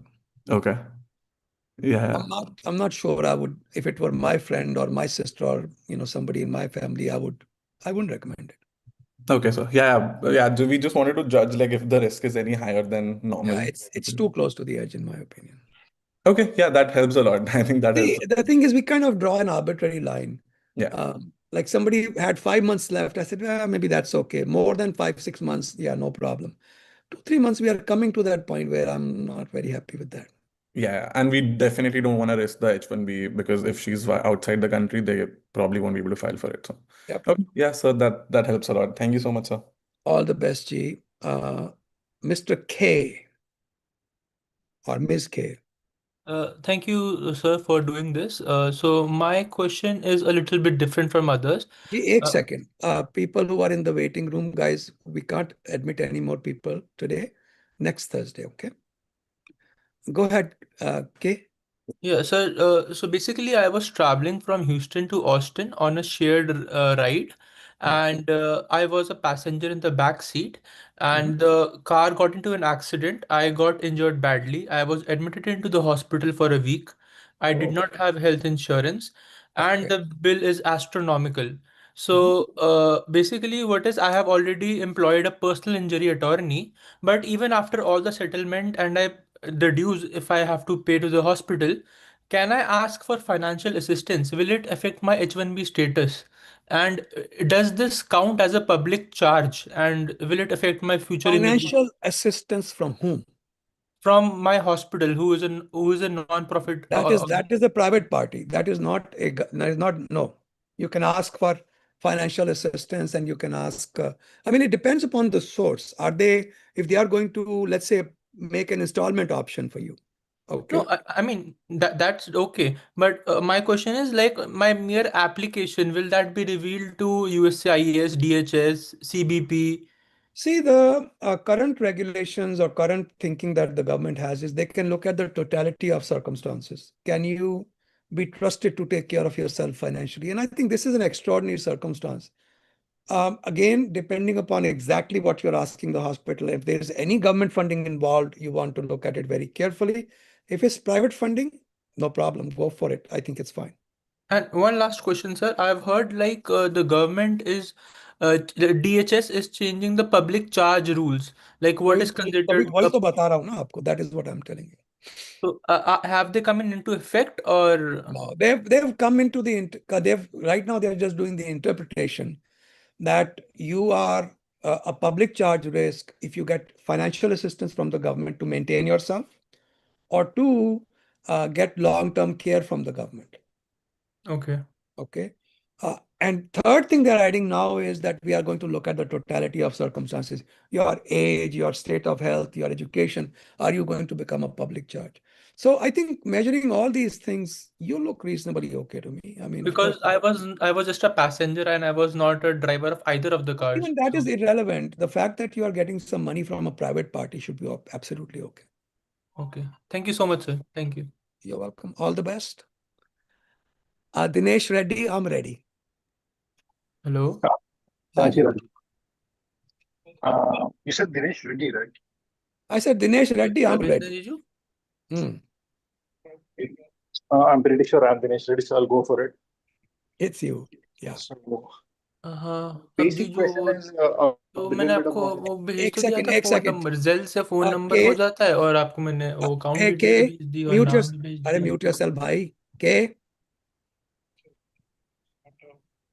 अरे इनको मैं mute कर देता हूँ हाँ दिनेश बोलो हाँ राजीव जी तो I came in 2021 graduated 2023 so I did my OPT under a full-time employer. Okay. I didn't get my H1B pick, then I got laid off. But the problem happened is I applied for my STEM, but I did a mistake in my application. I didn't tick one of the boxes. And the result came after my expiring of my OPT.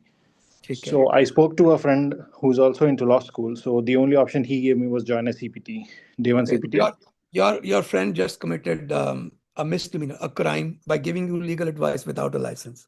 All right, so keep going. Oh shit. Okay. But that's okay. If you don't complain, I don't complain. I don't know who he is. Okay, cool. So I'm not friends with him anymore anyway. No, you haven't done anything wrong. Your friend has. Okay, so I joined the day one CPT. I changed employers. Luckily, I got a job. I've been working.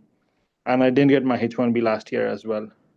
So if I get my H1B this time, but I'll be finishing school in December 26. I'm doing an MBA in IT Business Solutions. So as my second master's. So and my visa is going to expire August 2026, but I'm going to graduate December 2026. So as long as my status is active, I have no issues, right? Right. Okay. But how probable is that I'll get an RFE or any of those if I get my H1B picked? I told you, I think you were in the call when I said that USCIS is like our Sasuma.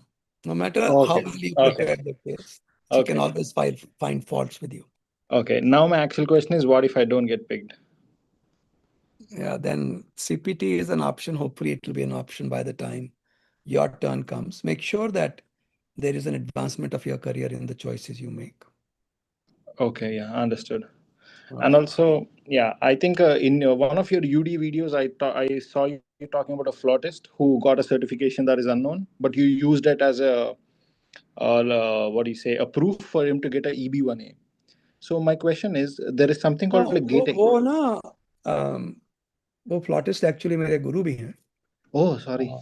Yeah, he became my guru by he asked me कि राजीव तुम बांसुरी बजाते हो तो you know have you ever taken a lesson from somebody? I said नहीं जी, I'm self-taught.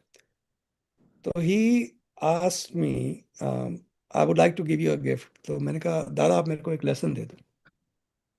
तो not only did he give me a lesson, before he gave me a lesson, he sent me a bansuri, his own bansuri. Oh wow. अच्छा, अभी उसमें क्या हुआ? तो दादा asked me, says, I told him, I said, I live in a very small apartment. I don't have room for gifts. Please don't send me anything. तो उन्हें अपनी he came for a concert here to New York. So he sent me his bansuri. So before he gave me a lesson, he asked me to play something, and I played for him, and he said to me, that was, he didn't think I needed a lot of lessons. Anyhow, so he asked me what did I feel about my own playing, and I said, "Aapne mera dil tod diya bansuri deke." I used to think I can't play well because my bansuris are no good. अभी अच्छी बांसुरी के साथ भी ऐसी आवाज निकलती है, तो what do you do? Anyhow, this guy he's superb. He's one of the best flute players in India. उनका ये था कि he got selected for a Grammy award, but he didn't win it. Okay. And I argued that even that selection goes into final merits analysis. Okay. Being selected, sitting in India for an award, like A.R. Rahman, he won. Yeah. Okay. Yeah. So the point is, even getting selected for certain awards that are very, very prestigious, it can be argued as a step to final merits analysis. Okay. Yeah. So my same question is, I look at the criteria at the bottom. Out of the 8 points, it is written that anything that supports proof of excellence. So in India, there is something called a GATE examination. I've already cracked it once. I got a double-digit rank in India. पता क्या है Dinesh ji? Normally, the accolades and the awards you win as a student may not be sufficient. Not always, but they may not be sufficient because you have to compete professional with professional, not student with student. Your competition is you are the top few in your profession, not in your school. No, but GATE examination is an all India exam, right? Even professionals But write it's still it. an examination for students. It's not an examination for professionals. But people get jobs in PSUs and ISRO and etc. So. वो मुझे पता नहीं. I don't really know enough about it. I'm just giving you the outlay of what you're looking at. Okay, then it, because EB1A, I started like pursuing, then I left it. In 2026, I want to really focus on it. I already have a couple of publications. I gave a couple of seminars. आज सवेरे मेरी सुमन जी से बात हो रही थी, जो हमारे VP operations हैं. She was talking about, we were talking about the cases that get approved and the cases that get into trouble. There is zero rhyme and reason. We just did a Karnataka singer, her EB1A. I've talked about it before. And she couldn't get any evidence. Okay, my normal case has hundreds of pages of evidence. Unke case mein had 13 pages of evidence. I said, ma'am, we shouldn't file this case. You will lose this case.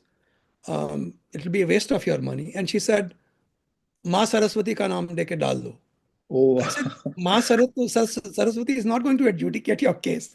Yeah. Much though I respect her domain, but I don't think she interferes with USCIS adjudication. Got it. Well, file karo without RFE case approved. I don't understand this. What? Yeah. I ठीक had है. तो ये पता भी नहीं लगता, you can't really predict the outcome of any EB1As. Some of the best EB1As are in trouble. I have another one that I got a RFE on yesterday. 900-page brief है हमारा. Just the brief, not the evidence. Oh, okay. Guy is so accomplished. And he met like, I think 6 or 7 criteria. वो भेज दिया उन लोग ने RFE. They are saying he doesn't meet any criteria. And he has an O1A already, actually. What? O1A guy is getting an RFE? Yep. ठीक है, ठीक है. Then maybe Charles, maybe Alan Turing का नाम लेके डाल देता हूँ. क्या कहते हैं? I know. Yeah, Jet Turing Baba. Jet Turing Baba. Yeah. Thank you so much, Rajiv ji. You never know. Take a chance. थोड़ा तैयारी करके ना, take a chance. All right. Yeah, I'll take a year of time and prepare properly this year. Yeah. Thank you so much. All that's the my best. question. All the best. Himanshu ji, go ahead. Yeah. Hello, Rajiv ji. Thank you for doing this. My main question is, so I'm currently on OPT and it's expires next January, and I've already applied for STEM OPT premium. Good. So my company filed for H1B and we got an RFE, and then I got to know that the HR did not file the LCA for it. So is the RFE You were curable? talking to me on LinkedIn, right? No. Did you email me? This situation is very familiar. I emailed you yesterday, I think so. I emailed the office yesterday. Okay, I'm glad you called. Oh, yeah, because this is not this complicated. So then what happened? So they did not file the LCA or did not include the LCA in the filing? They did not file the LCA because they did not know So the that case is notice period. denied. So should we just withdraw Don't the waste time. application? Don't waste time. I would say chances are 0.1% that you'll win this case. Yeah, sure. Should we just withdraw the application or? कोशिश करके देख लो, नहीं कर देंगे ना. Okay. कोशिश करके देख लो. Because we want to try next year again, so will it be an issue? You can do that anyway. Remember, whenever I have cases that are in the gray area, I'm not sure if I won or not. Okay. When the next year comes, I apply for the lottery because the law says you can't apply for multiple lotteries in 1 year. Right. Think about it. But the next year comes, it's no longer multiple in that year. Correct, but my denial will that be an issue next year? What do we care? Let them deny. Okay. You won't apply for H1B, you'll apply for H1B lottery. Okay. All right. Yeah. All the best. Thank you. You're welcome. Oh yeah, my glasses gone there. Akhil ji, go ahead. Akhil. Hello, sir. I have like a very brief question. I'm currently on H1B and my company is shutting down the plant. So my last day will be this Saturday. I'm already in like interviews with like couple companies. So, but I'm expecting the offers like by next year because of the holiday season now. Will it be safer to like move to B1, like B2 Oh, visa? absolutely. Absolutely. If you have an F1, F2 type choice, that is better because you can premium it. Otherwise, file B2. No question about it. And file it early. No, I got my H1B like approved in this year's lottery and it started like in October. That doesn't matter. I want you to file. I used to say file in the 55th day. Now I say file it in the first week itself. Okay. Yeah. So that was going to be my second question. Like, should I like wait till middle of January or like just start it like? File it immediately. You can always withdraw it if it conflicts with your H1B. Okay. So that's like the best case scenario. Like, that's what I would do. And what if like let's say my B2 is not approved, but I get a job and like they file for a LCA and like my H1B transfer? That's a very long discussion. We've discussed it every time. So I don't have the stamina to repeat the whole thing. Okay. But that's a manageable situation. You discuss it with your lawyers when the time comes. Okay. So it'll be file B2 first week. Okay. Perfect. All right. Thank you so much, sir. All the best. Samvid ji, go ahead. Samvid. Good afternoon, sir. I am currently on my STEM OPT and I'm getting laid off tomorrow. but I already have an offer which starts around Jan mid. So when does your STEM OPT expire, Sambit? So actually it's approved and it starts around December 16th. So currently I'm on OPT. And you've used a lot of your 150 days or just a few? No, I haven't used anything. So I'm on my OPT. It will expire on December 15th and STEM will start on December 16th. Okay. And I'm getting laid off tomorrow. But I already have an offer which will start from Jan 15th. So during my unemployment days, can I travel abroad? No. No? No. Wait at least until you worked on the new job for 5-6 months. Okay. Okay. All right? Mm-hmm. Don't take a chance with that. I wouldn't. All right? Okay. All right. Thank you, All sir. the best. You're welcome. Ketul, go ahead, Ketul. Ketulji. Hello, Rajiv ji. So my question is for my wife. So her H1B was approved in November 2025. She's going to start her work next Monday. And her LCA work location is Wisconsin, and we are living in California. Okay. So because like we have a 1-year-old baby and we want to do remote work at least for a few months, and like employer is fine with it, right? So is there any way like we can do remote work for some time from California without like any new LCA or amendment? Because like, if we change our not without an amendment. So if you want to do remote work, then it has to be like California location, because like they have to pay higher, right? Like if you work from California. So look, H1B is tied to where you actually sit and work. We don't care where the employer is. Okay.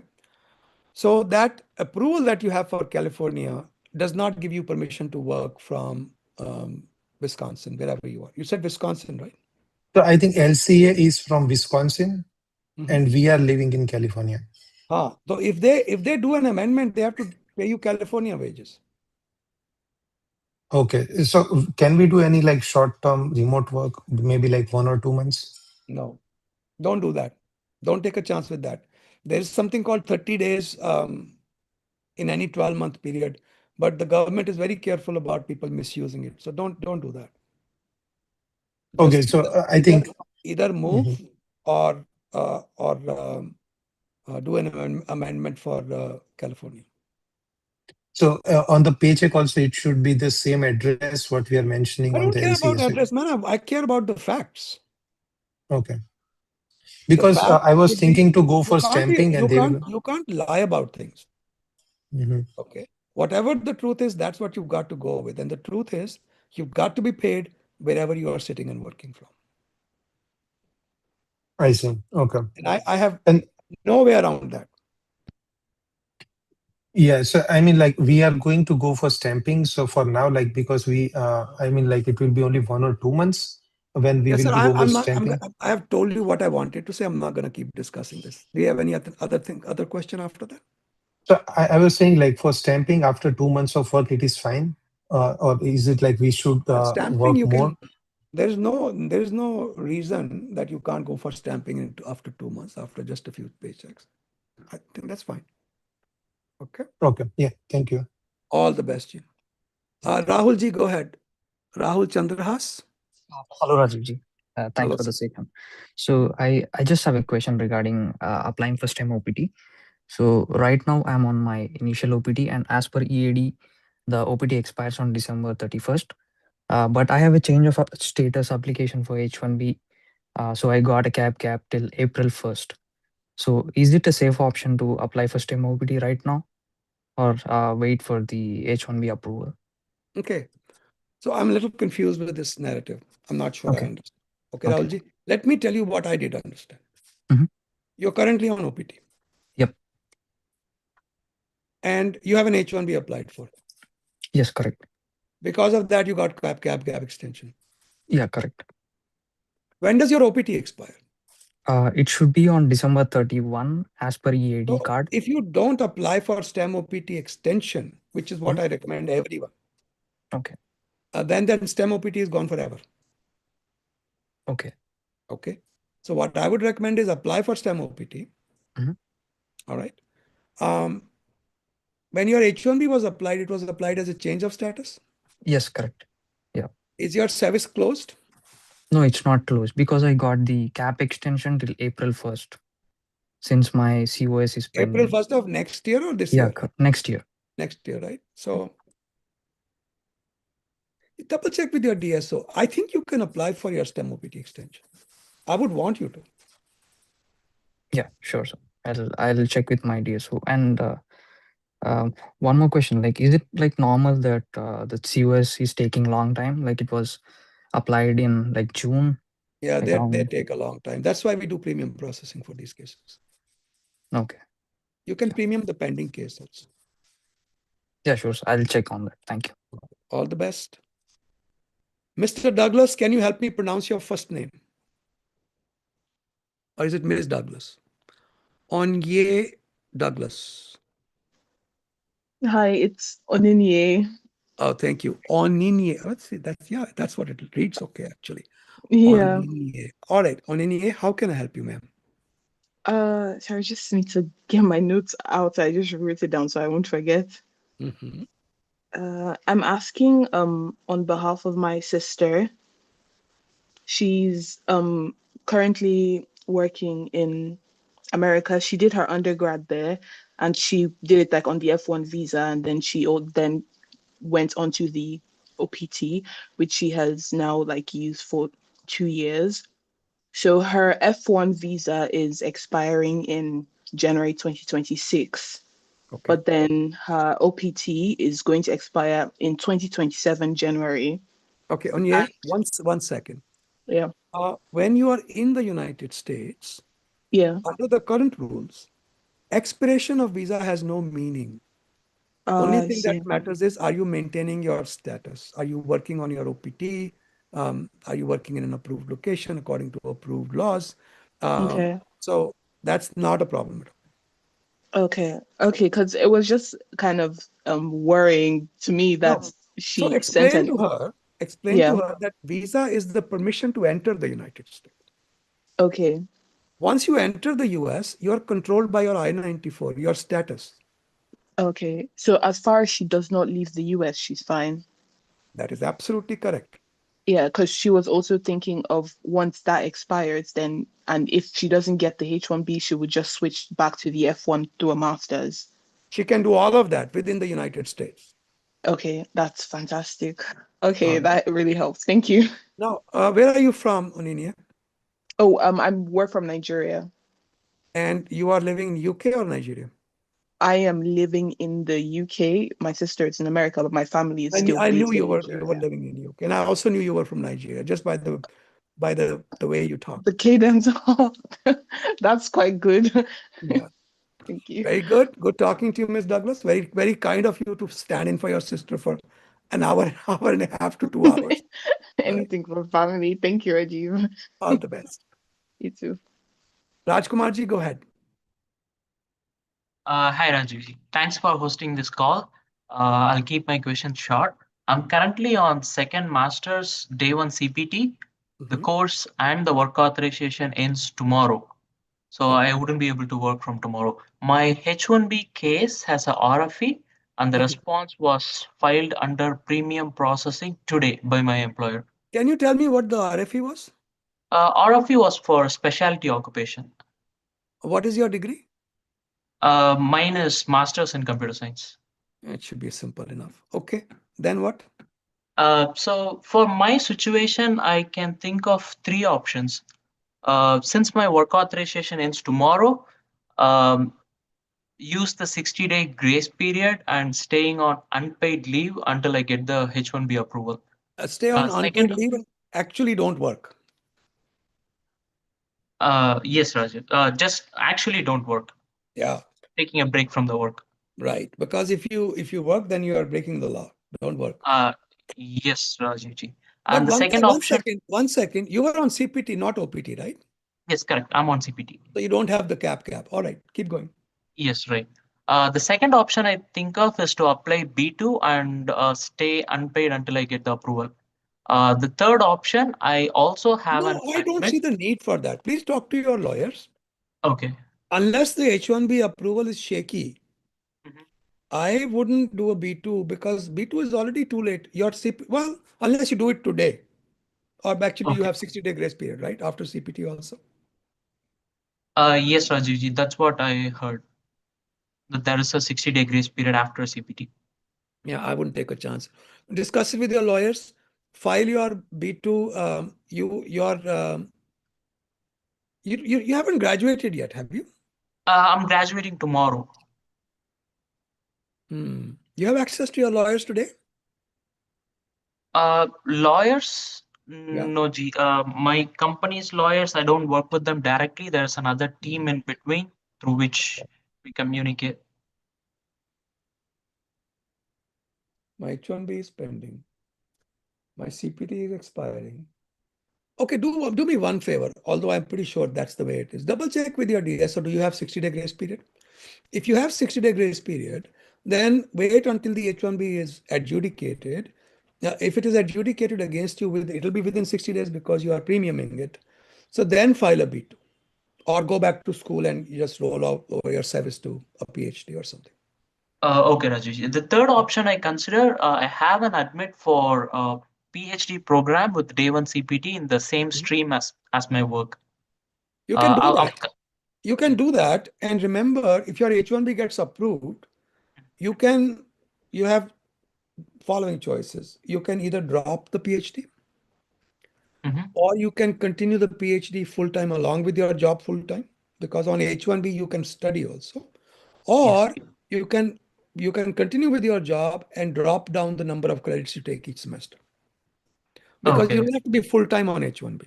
Okay. If I drop the course after H1 approval, would that be questioned later by the US? It could be, but I don't think it's by itself a deal breaker. Okay. Understood, Rajiv. All the best. Yeah. Thanks, Rajiv. You're welcome. Uday Kiran ji, go ahead. Uday Kiran. Hi, Rajiv. Hope you're doing well.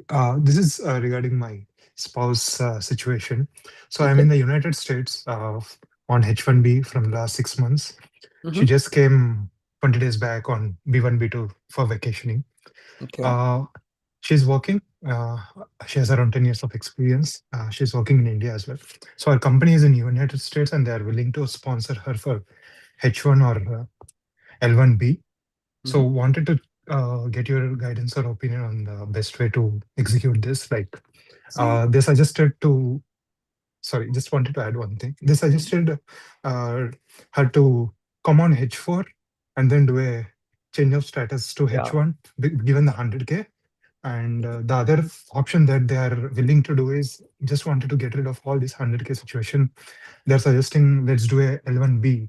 So just wanted to get your advice on that. Yeah, I think they are both okay options, and they're not mutually exclusive. You can come on H4, then do an L1B, and do H1B at the same time. So, see, L1Bs are highly unpredictable. Okay, highly unpredictable. 1 second, I'm getting a.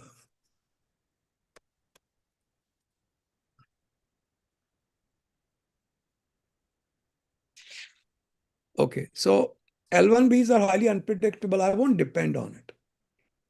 Okay. I mean, when you say highly unpredictable, for now, at least we can get on H1, L1B and then probably move to L1B and then move to H1 in the next 2 to 3 years. Would you suggest that, or would you not even suggest to get on L1B? No. If you can get an L1B, it's great. Okay. The plan is, their plan is to get on L1B and later move to L1A since he's stepping into a managerial positions. This is a lengthy discussion. I want to have a consultation with you. Okay, this is not something I can discuss in a few minutes. I want to look at her resume. I want to assess her chances for both L1B and L1A. L1A will be fantastic. Okay, sure. And no employer would ever do an L1B if they can do an L1A. That's just dumb. That doesn't make any. Okay. Yeah. Thanks. All Thanks, the best. Rajiv. Yeah. All right. Yeah. Sometimes I'm a little bit too emphatic. I don't mean dumb. It's just a bad choice. Karanji, go ahead. Karan? Yeah, hi sir. Sorry, Hanji, there okay. was some audio issues. Yeah, thank you so much for setting up this call. Yeah, so I had a question about this thing. So my visa has the stamping for my previous employer, and it's valid till January Karanji, 16th. Karanji, what kind of visa? H1B? Oh yeah, H1B. Yes, yes. Sorry. So yeah, I'm on H1B status, and my visa has the stamping of previous employer, and it's valid till 16th of January 2026. Now my current work authorization I-797 is with my current employer, and it's valid till 2028. So if I'm planning to travel to India because now there are no visa appointment slots available, can I come back by 12th of January with because that visa would be Yeah, valid, or do you think you is that? can. You can. Have you ever had a situation where your I-94 expired and you were living in the US? No, nothing like that. Number two, make sure when you return, make sure your I-94 given by the CBP is valid for the duration of your approval, not your visa, Okay, got it. because you're entitled to it. Okay, okay. So All it's right. mainly I-94 and I-797. That's it. Whether visa stamping is so because there will be 3 days anyways Yeah, when you I'll should be be fine. coming back. Okay, perfect. Thank All right. you. Thanks a lot. All the best, Ji. Ashwini ji, go ahead, please. Ashwini. Hi, Rajiv ji. Thank you so much for doing this. We appreciate this. I have a quick question. I got laid off on 22nd August. I applied for B2 immediately, starting from 23rd August, given the NTA scenarios. It was paper filing, Texas location. I see a lot of people are getting approval just for 4 months. If it's 4 months, my B2 is still pending. Dekho, Ashwini ji. So let's say you ask for 6 months. Let's say 180 days. Let's make it simple. If they approve your B2 on the 179th day, they will only approve it for 1 day. If they approve it on the 170th day, how many days do you think they'll approve it for? For 10 days. Exactly. Yeah. So I'm seeing approvals just for 4 months. But if you see 4 months, it will be, for me, it will be December end. And if it's 6 months, it will be February end. And since it's paper filing, approval आने में एक week लगेगा, receipt आने में एक week लगेगा, और फिर पता चलेगा कि कौन सी date, which date it is approved for. So what do you suggest? Because it's just 2 weeks, and I see couple of situation they are getting 4 months. Also, I know it is subjective, किसका भी कुछ भी हो सकता है. But Abhi, how many months had you asked for? 6 months. 6 months. And when did you apply? Remind me. I applied on 21st August, starting for 22nd August. So September, October, November, December, January, February. They should give you till February. They should give it till February. And if case, should I go for B2 extension if it gets approved just till December? Yeah. Okay. Yeah. All right. Okay. And I have one more quick question, Rajiv. Thank you so much for this. What are the probability? How are you seeing with other cases? Is B2 getting approved? How is B2 too? All of them are getting approved, Ashwini ji, and I bite my tongue when I say that because government has a way of jinxing it.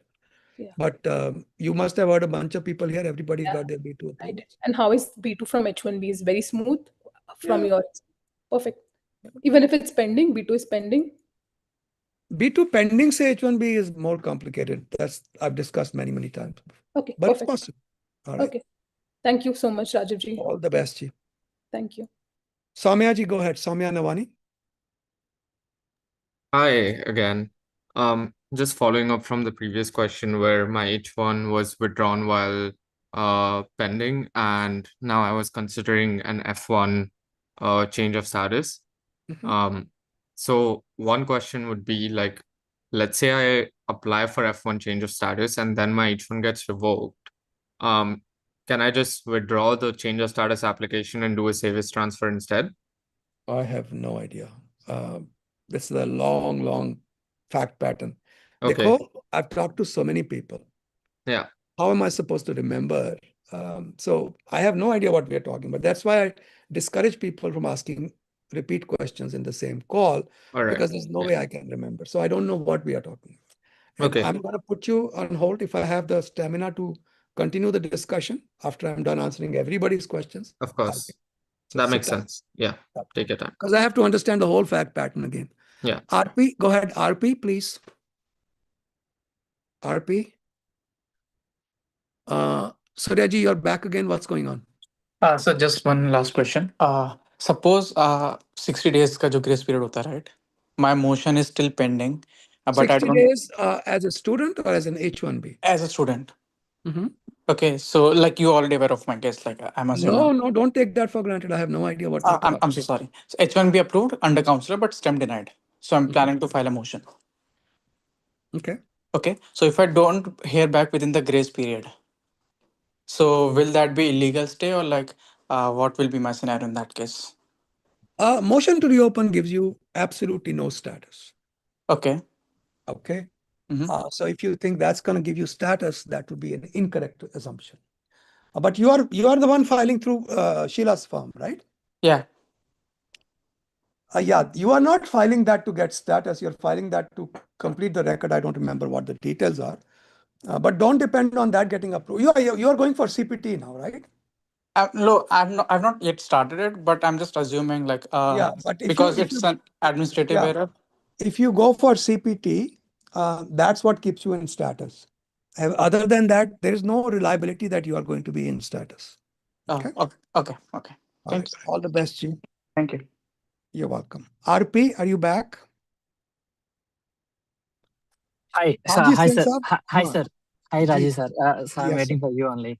Ji, Sir, I got my my STEM OPT is got RFE, sir.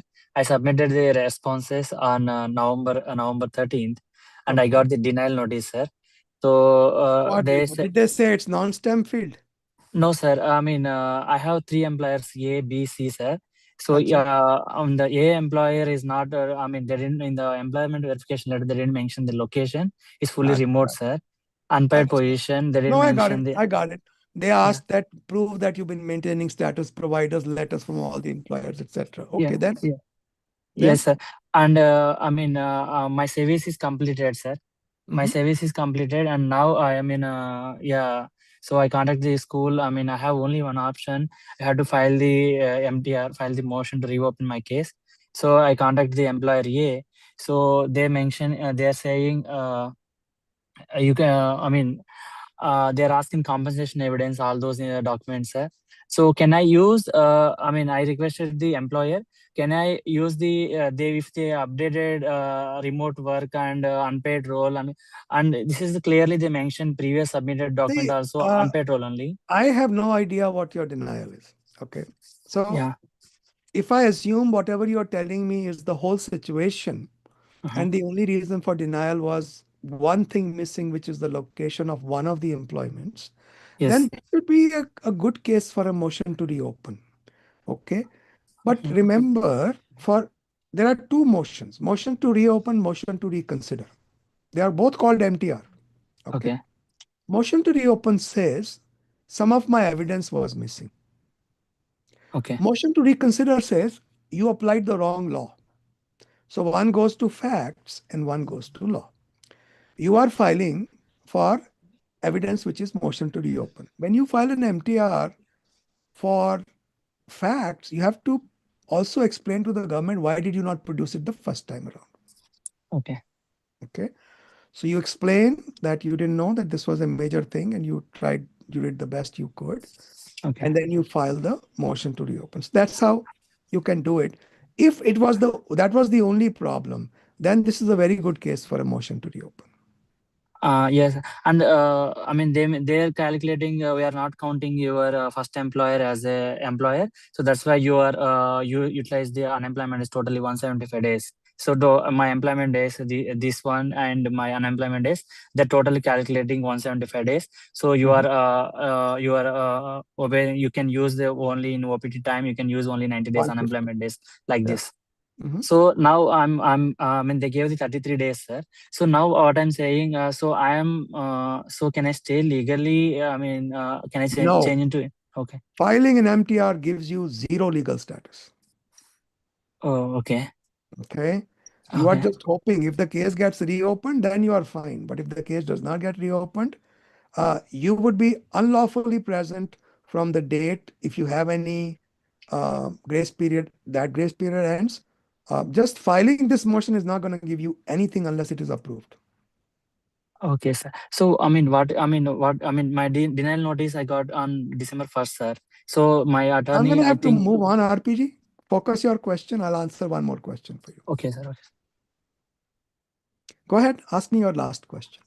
No, my question is, I mean, my denial notice showing December 1st is my denial notice. From that day onwards, within 33 days, I can file my open the case. Yeah. Okay. So, I mean, once the case is filed, I mean, can I stay or can I go to? You can stay, but you are not legal. Don't think that you're in legal status. The only time you get legal is if the case is approved. So that is Okay, the danger of MTRs. MTRs don't give you any status. Oh, okay. All So right. can I switch into or any B1 or? That you talk to your DSOs. Okay, sir. Okay. All right. All Okay. the Thanks. best. Thank you. You're welcome. हाँ जी मस्तिंदर जी की हाल चाल है मस्तिंदर सिंह हाँ जी sir ठीक sir बढ़िया हाँ जी दसो how can I हाँ हेल्प जी यू सर जितना मैं गल की लास्ट टाइम हाँ सो जी एक कंपनी ने मेरा बैक डेटेड देती है ਮੈਨੂੰ पे स्लिप्स पर 24 ਨਵੰਬਰ ਤੱਕ ਦੀ ਦਿੱਤੀ ਹੈ ਉਹ ਕਹਿੰਦੇ 24 ਨਵੰਬਰ ਨੂੰ ਦੇ ਇਨਫਾਰਮਡ No, USCIS but one thing. When you say pay slips, are they actually paying you or just yeah giving you? they paid pay slip I haven't got they will give the pay slip they paid already yesterday they paid Excellent. Okay. So I don't remember your case. Remember that. yeah I have no idea what we are yeah talking about. so first is the first employer has threatened me and I informed DOL and I asked if I Very can good. get a U visa हाँ जी but they haven't informed me. Second ठीक employer paid me till ठीक 24th November. ठीक है And I got a RFE. RFE letter is reached to lawyer, but they haven't informed what RFE is about. They tell they will ठीक handle it. ठीक So now based on this, I was Wells Fargo employee in India and then I joined as a contractor here. So मसिंदर तुझे जरा गाल छोटी करो क्योंकि I have to go on to हाँ other so people. sir now I have 24th November payslip. So in case it is approved, I'm good. If not approved, I also asked college to give me admission. So they also okay with that. So they already accepted my admission. ठीक है. What do you have? What question do you have for me today? So now the only option I should wait, right? I can't do I anything. have no idea, Singh Saab, I have no idea what your case is. Okay. So I know I've talked to you a couple of times, yeah. but I talk with a lot of people every day. Okay. So ਜੇ ਤੁਹਾਡਾ ਕੋਈ question narrow ਜਿਹਾ ਕਰਕੇ ਤੁਸੀਂ ਪੁੱਛ ਸਕਦੇ ਹੋ ਤੇ I'll be happy to answer, but I can't discuss your whole case all over again. Okay. ठीक है. So but You have I a just lawyer want to already. Talk to them. Keep the company lawyer is there. They don't even speak. They just say we will handle your RFP. That's all. So I told I will come to you if DOL. Well, if there's a problem and we can handle it, we'll be happy to assist you. But I can't give you advice without knowing all the facts. Okay. So only option I left is if DOL initiate my U visa, then I will reach to you if we can. No, I don't do Singh Saab, I don't do U visas. So you'll have to reach out to somebody else. Okay. So in case you can refer me, somebody can use a U visa. I would say go to American Immigration Lawyer Referral Service. Okay. But that is, I think, long drawn, right? It will take 1 year in case I have no idea. I don't do U visas. Okay. All the best, you. Thank you. You're welcome. Ajinkya ji, go ahead, please. Rajiv ji, this is a follow-up question to what we discussed. I'll just brief you real quickly. Like my grace period is ending on Saturday, December 13, and my employer is waiting for the LCA. And just after we discussed, I got a call from HR that the LCA is certified, and they have issued me a new. This is the case in which they forgot to add the LCA. No, sir. They issued they got the LCA certified, but they made a mistake in it, so they had to file it again. But have they filed the H1B already with the wrong LCA? No, sir. They refiled the LCA, and just after we spoke, I got a call from HR. So are you in legal status right now? Yes, sir. I'm in legal status right now. So they are going to file your H1B now.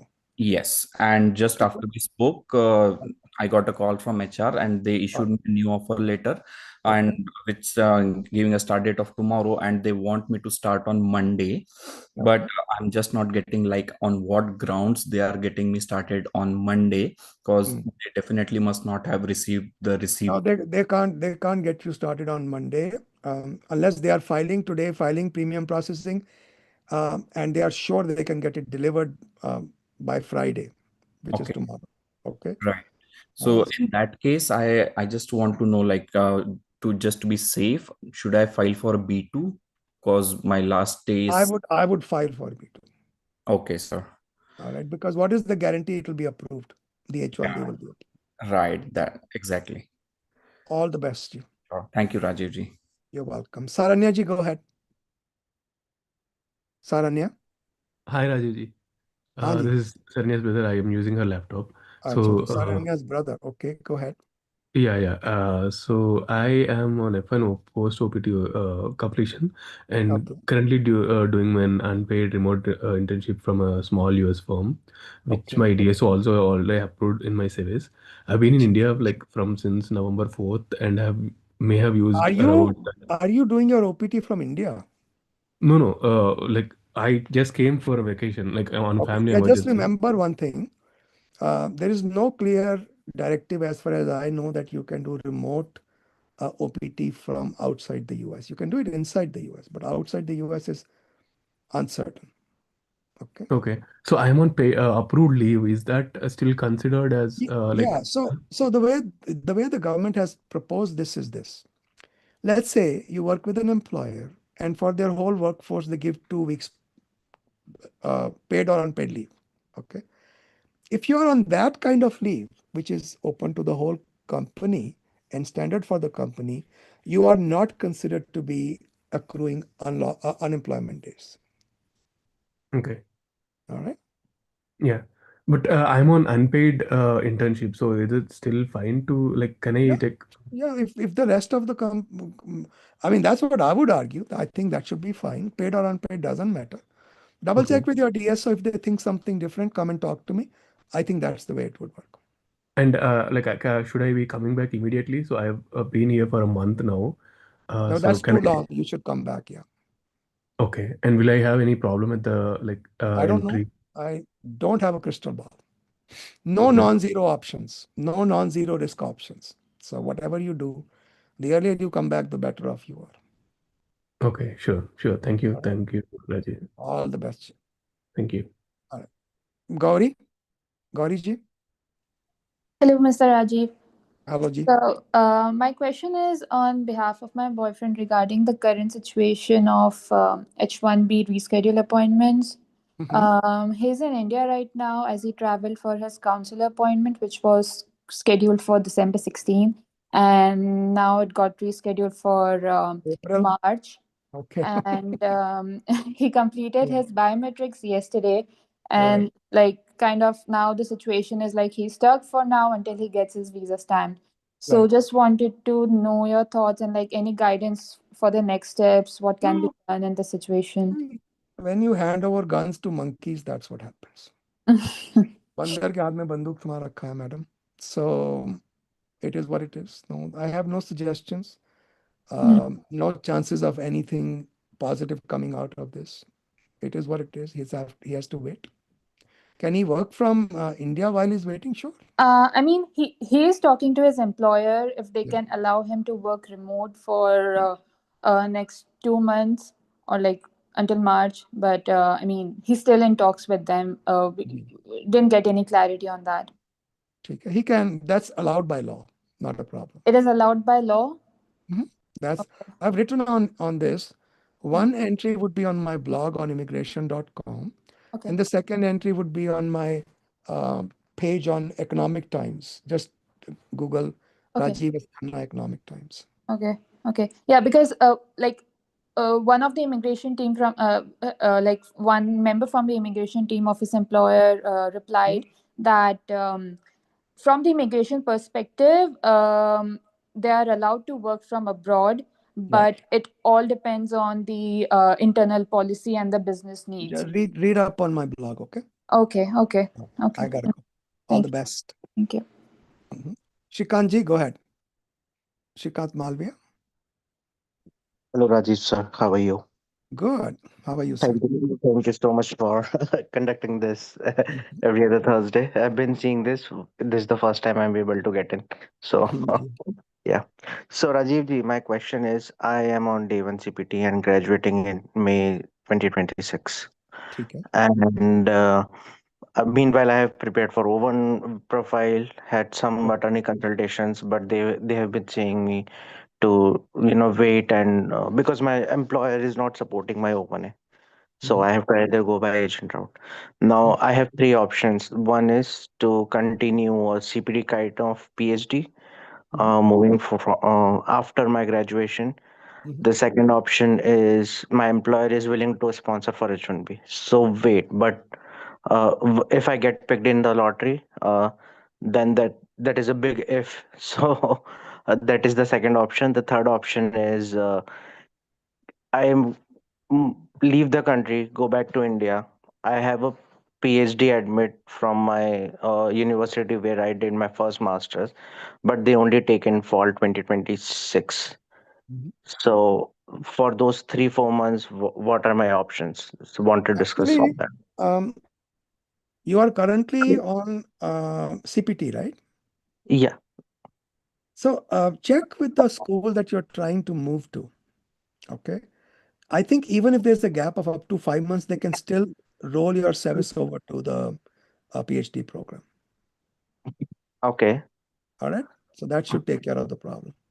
Okay, so in that case, I would be doing a full-time PhD, no CPT. That is again alignment with my career. The only thing is, would I be able to like have it stamped, travel freely, if I have the Yeah. PhD? You'll have to go get a visa stamp, right? So I don't know what will happen with the visa stamping. Yeah. If your F1 visa is going to expire, so you will need to go get a visa stamp. But It's if you have already, attended but a couple of semesters already of PhD, I think you may be able to get a visa stamp, hopefully. okay.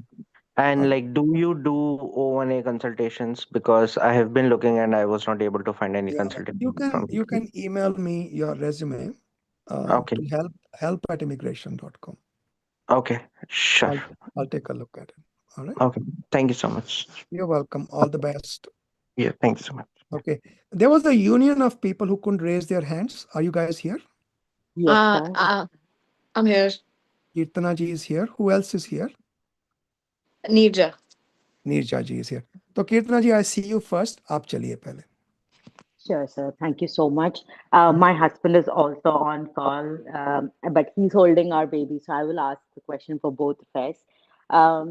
So, sir, we are planning to move back to India. I have two kids. With both my kids, we want to go back. And my question is, I have completed my first 3 years of H1. I'm on my second stretch, and I've already completed about 8 months in that. So my H1 is expiring 2028 April. The reason I tell you this is I just want to keep a window open if in case I want to come back. In that scenario, first question is, do I have to pay the 100,000 if I'm getting back with the same H1 and getting it transferred if it's not the same employer? Yeah. The word I'm getting from other lawyers, the answer is yes. But that is based upon two assumptions. One, this proclamation lasts into next year. Because remember, it's expiring next year, September. And if Trump is still alive, the following year, we have to worry about it. Okay. Yeah. So he may not be the way he's going. And second is that we don't know what shape it's going to take. Remember, there are two lawsuits pending against the proclamation. Okay. So we don't know what it's going to be. As far as the 100,000 is concerned, from what I can tell, yes, you will be subject if you do it a few years down the line. But you could always come back on another visa and then change status to H1B. Okay, sir. Sir, the question is if I understand this, but if it's with the same employer and I'm just pausing my H1 and Same if I problem. want to... I think it's the same problem. I don't think Okay. All right. So irrespective of the employer or anything, it's going to matter. Okay. The other question, so it is relevant to even H1s. My husband is on the first stretch of H1. So it's going to be the same for him, even if it's the same employer, Yes, ma'am. right? Yes, ma'am. Okay. One other question, sir. My husband hasn't filed his extension. Do you recommend that he files his extension, get it approved, and then move to India if we want to have that 3 years? I don't think it makes a difference. If he is going to, if you guys are going to move within the life of his current H1B, what is the point of getting an extension? Okay. Yeah, sure, All sir. right. But it is expiring in April next year. In that scenario, he can apply only from, it's expiring in October next year. He has to apply in April. So No, he doesn't anytime have to before apply in October. April. He can even apply 3 days before it expires in October, no problem. So anytime before October I leave, I still have my 3 years left if I want to come back. That is correct. Okay, sir. Do I have 1 more minute for another question? Well, I'll give you a few more seconds. Go ahead. Yeah. So my husband is a PhD and he's eligible for an EB1 filing, but it's going to take a long time to get it done. But do you recommend having an EB1 filing, which will give us some continuous H1s? Look, this is what I would recommend. If he qualifies for an EB1A, whether he is outside the US or inside the US, he should file the EB1A. Okay. Okay. If you're outside the USA, EB1A will get done. It'll go to the consulate. You'll get a green card visa interview. You'll come back with green cards. Okay. Okay. So if he qualifies, file for an EB1A. All right. Okay. Okay, sir. Sure. All the best. Thank you very much. Thank you. Right. Sir, hi, sir. This is Konda. I am unable to raise the hand. I can speak in the last. Yeah, Kondaji, 1 second. 1 second. Yeah. Yeah, I see you first before Nirjaji. So you can go ahead, Kondaji. Konda. Okay. Thank you. Yeah. Thank you, sir. Yeah, actually, I am an H1B. My wife is on H4EAD and she is working in the school. Okay. Can you get closer to the microphone? I'm a little bit fuzzy on what you're saying. So, all right. She's working on school. She's on H1B. Yeah, all right. She's on H4EAD. H4EAD. Okay. Yeah. All right. Yeah. They are providing some unemployment benefits for her. I'm okay. on It's H1B. still not. Your voice is fading in and out. Very difficult to understand what you're saying. 1 second, sir. Get closer to your microphone.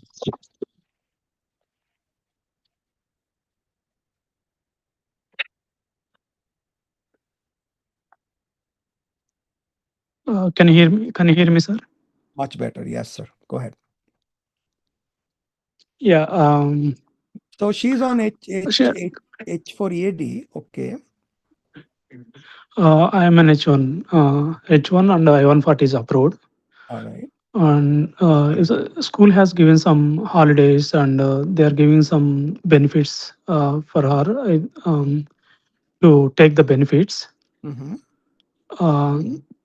That is like if there is any holidays, they are going to pay those so kind of 1 second. benefits. Konaji, you know that having an H4EAD, she can work, not work, get money from whatever source. I don't see any problem with it. No, there is no impact for our green card approval, right? No. H4EAD has more rights than H1. Okay. So, for example, H1 cannot work more than 1 job. H1 cannot be off the job for too long. H4EAD can do all of those things. So no problem. She gets money, she gets benefits, she gets time off, she gets paid time off, she gets compensated for time she does not take off. All of this is okay. Sorry, it was disconnected. Baba, मैं repeat तो नहीं करूँगा मैं. So bottom line is, H4EAD is allowed to work, not work, get compensated, not get compensated. All of that is okay.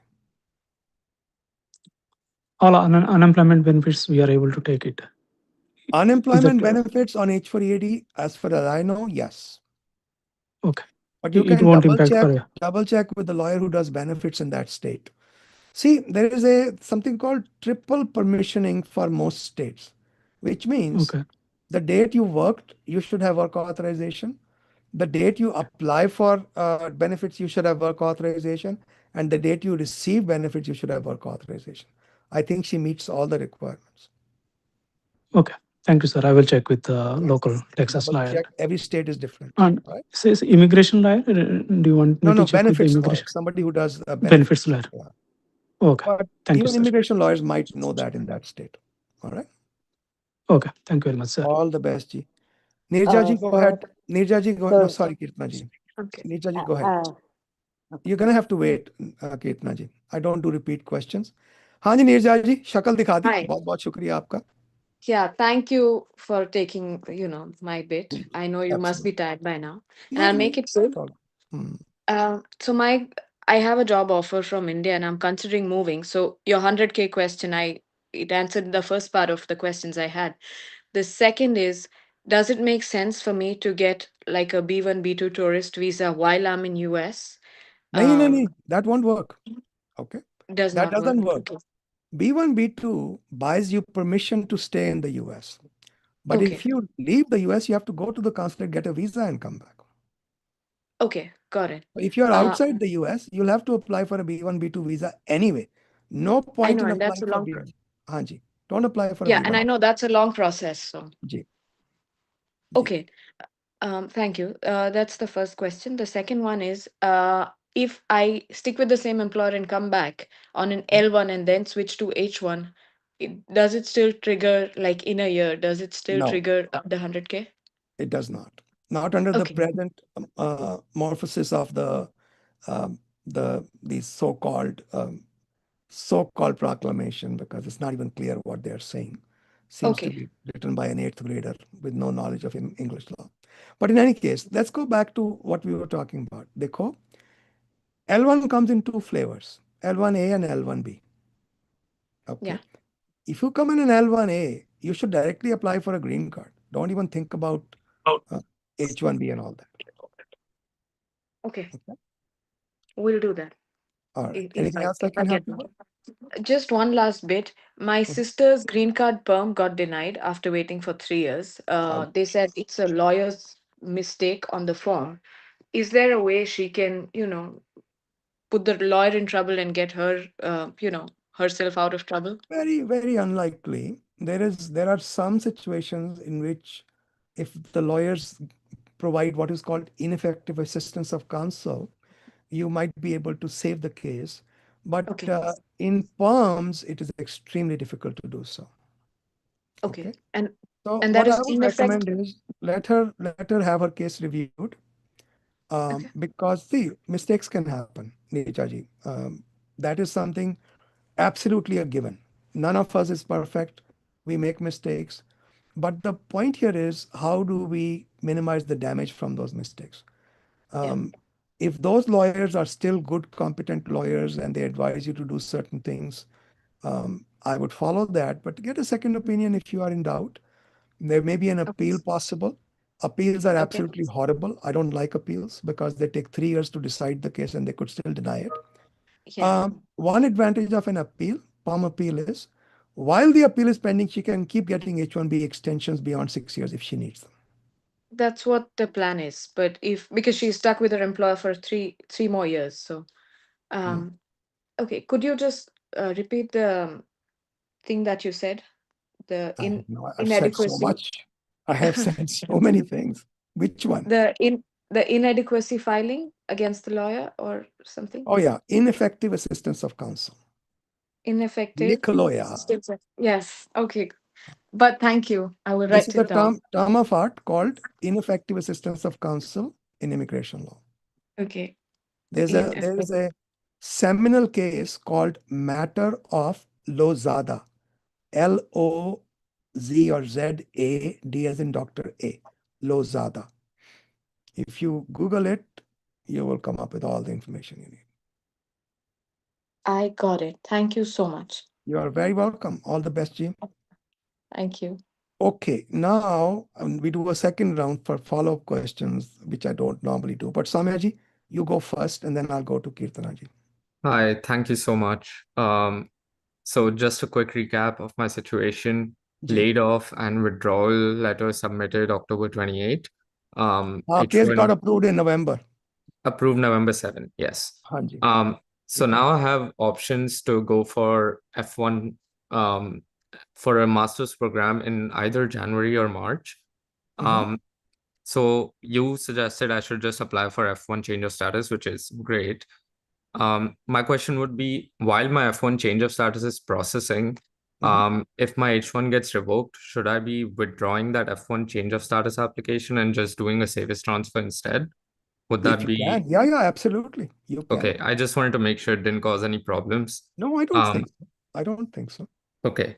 The second question is like F1 change of status requires, like if I'm changing status from F1, I would have to submit my I-20, but if I'm changing status from H1, I would have to submit my I-94. So should I use my previous F1 I-94 or should I use my H1 I-94 given that the H1 is You likely are to be supposed to submit all the I-94s. Okay, got it. And the last question would be for my B2, like if I go down the B2 route, just in case, what would be a good reason to give for a B2 change of status? If I'm Satyamev Jayate Swamiyaji. Always the truth, nothing okay. But. All right. Okay. Would you recommend going for a March program start date or a January program start date? I given already my told you go for a January program start date. Got it. Thank you. All the best. That's all. Yeah. All right, Kirtanaji, you who have left your baby in the hands of your husband, you've left him holding the baby. Go ahead. Ji. Yeah. So thank you very much. Sorry about this coming back again, but No problem. I didn't ask you the real basic question. That was, when will my clock stop ticking for the H1? Because as soon as I resign here and move back to India, does it just stop, or do I have to do anything for that? That's highly debatable. I would say that it stops on the day you resign. Even in the most difficult circumstance, we could say that it stops when the government receives request for withdrawal from the employer. But I would bet money, and I'm not a betting man, that it stops the day you resign. Okay. Sure, sir. Yes. All the And best. can I use my H1 anytime later, or is there any time limit? No time limit. You can do a Google search for H1B remainder option. Okay. All right. Yes, sir. All the best. All the best, Thank folks. you so much. Take care. Bye-bye. I'll see you again, guys, next Thursday. All right. Take care. Bye. Thank you.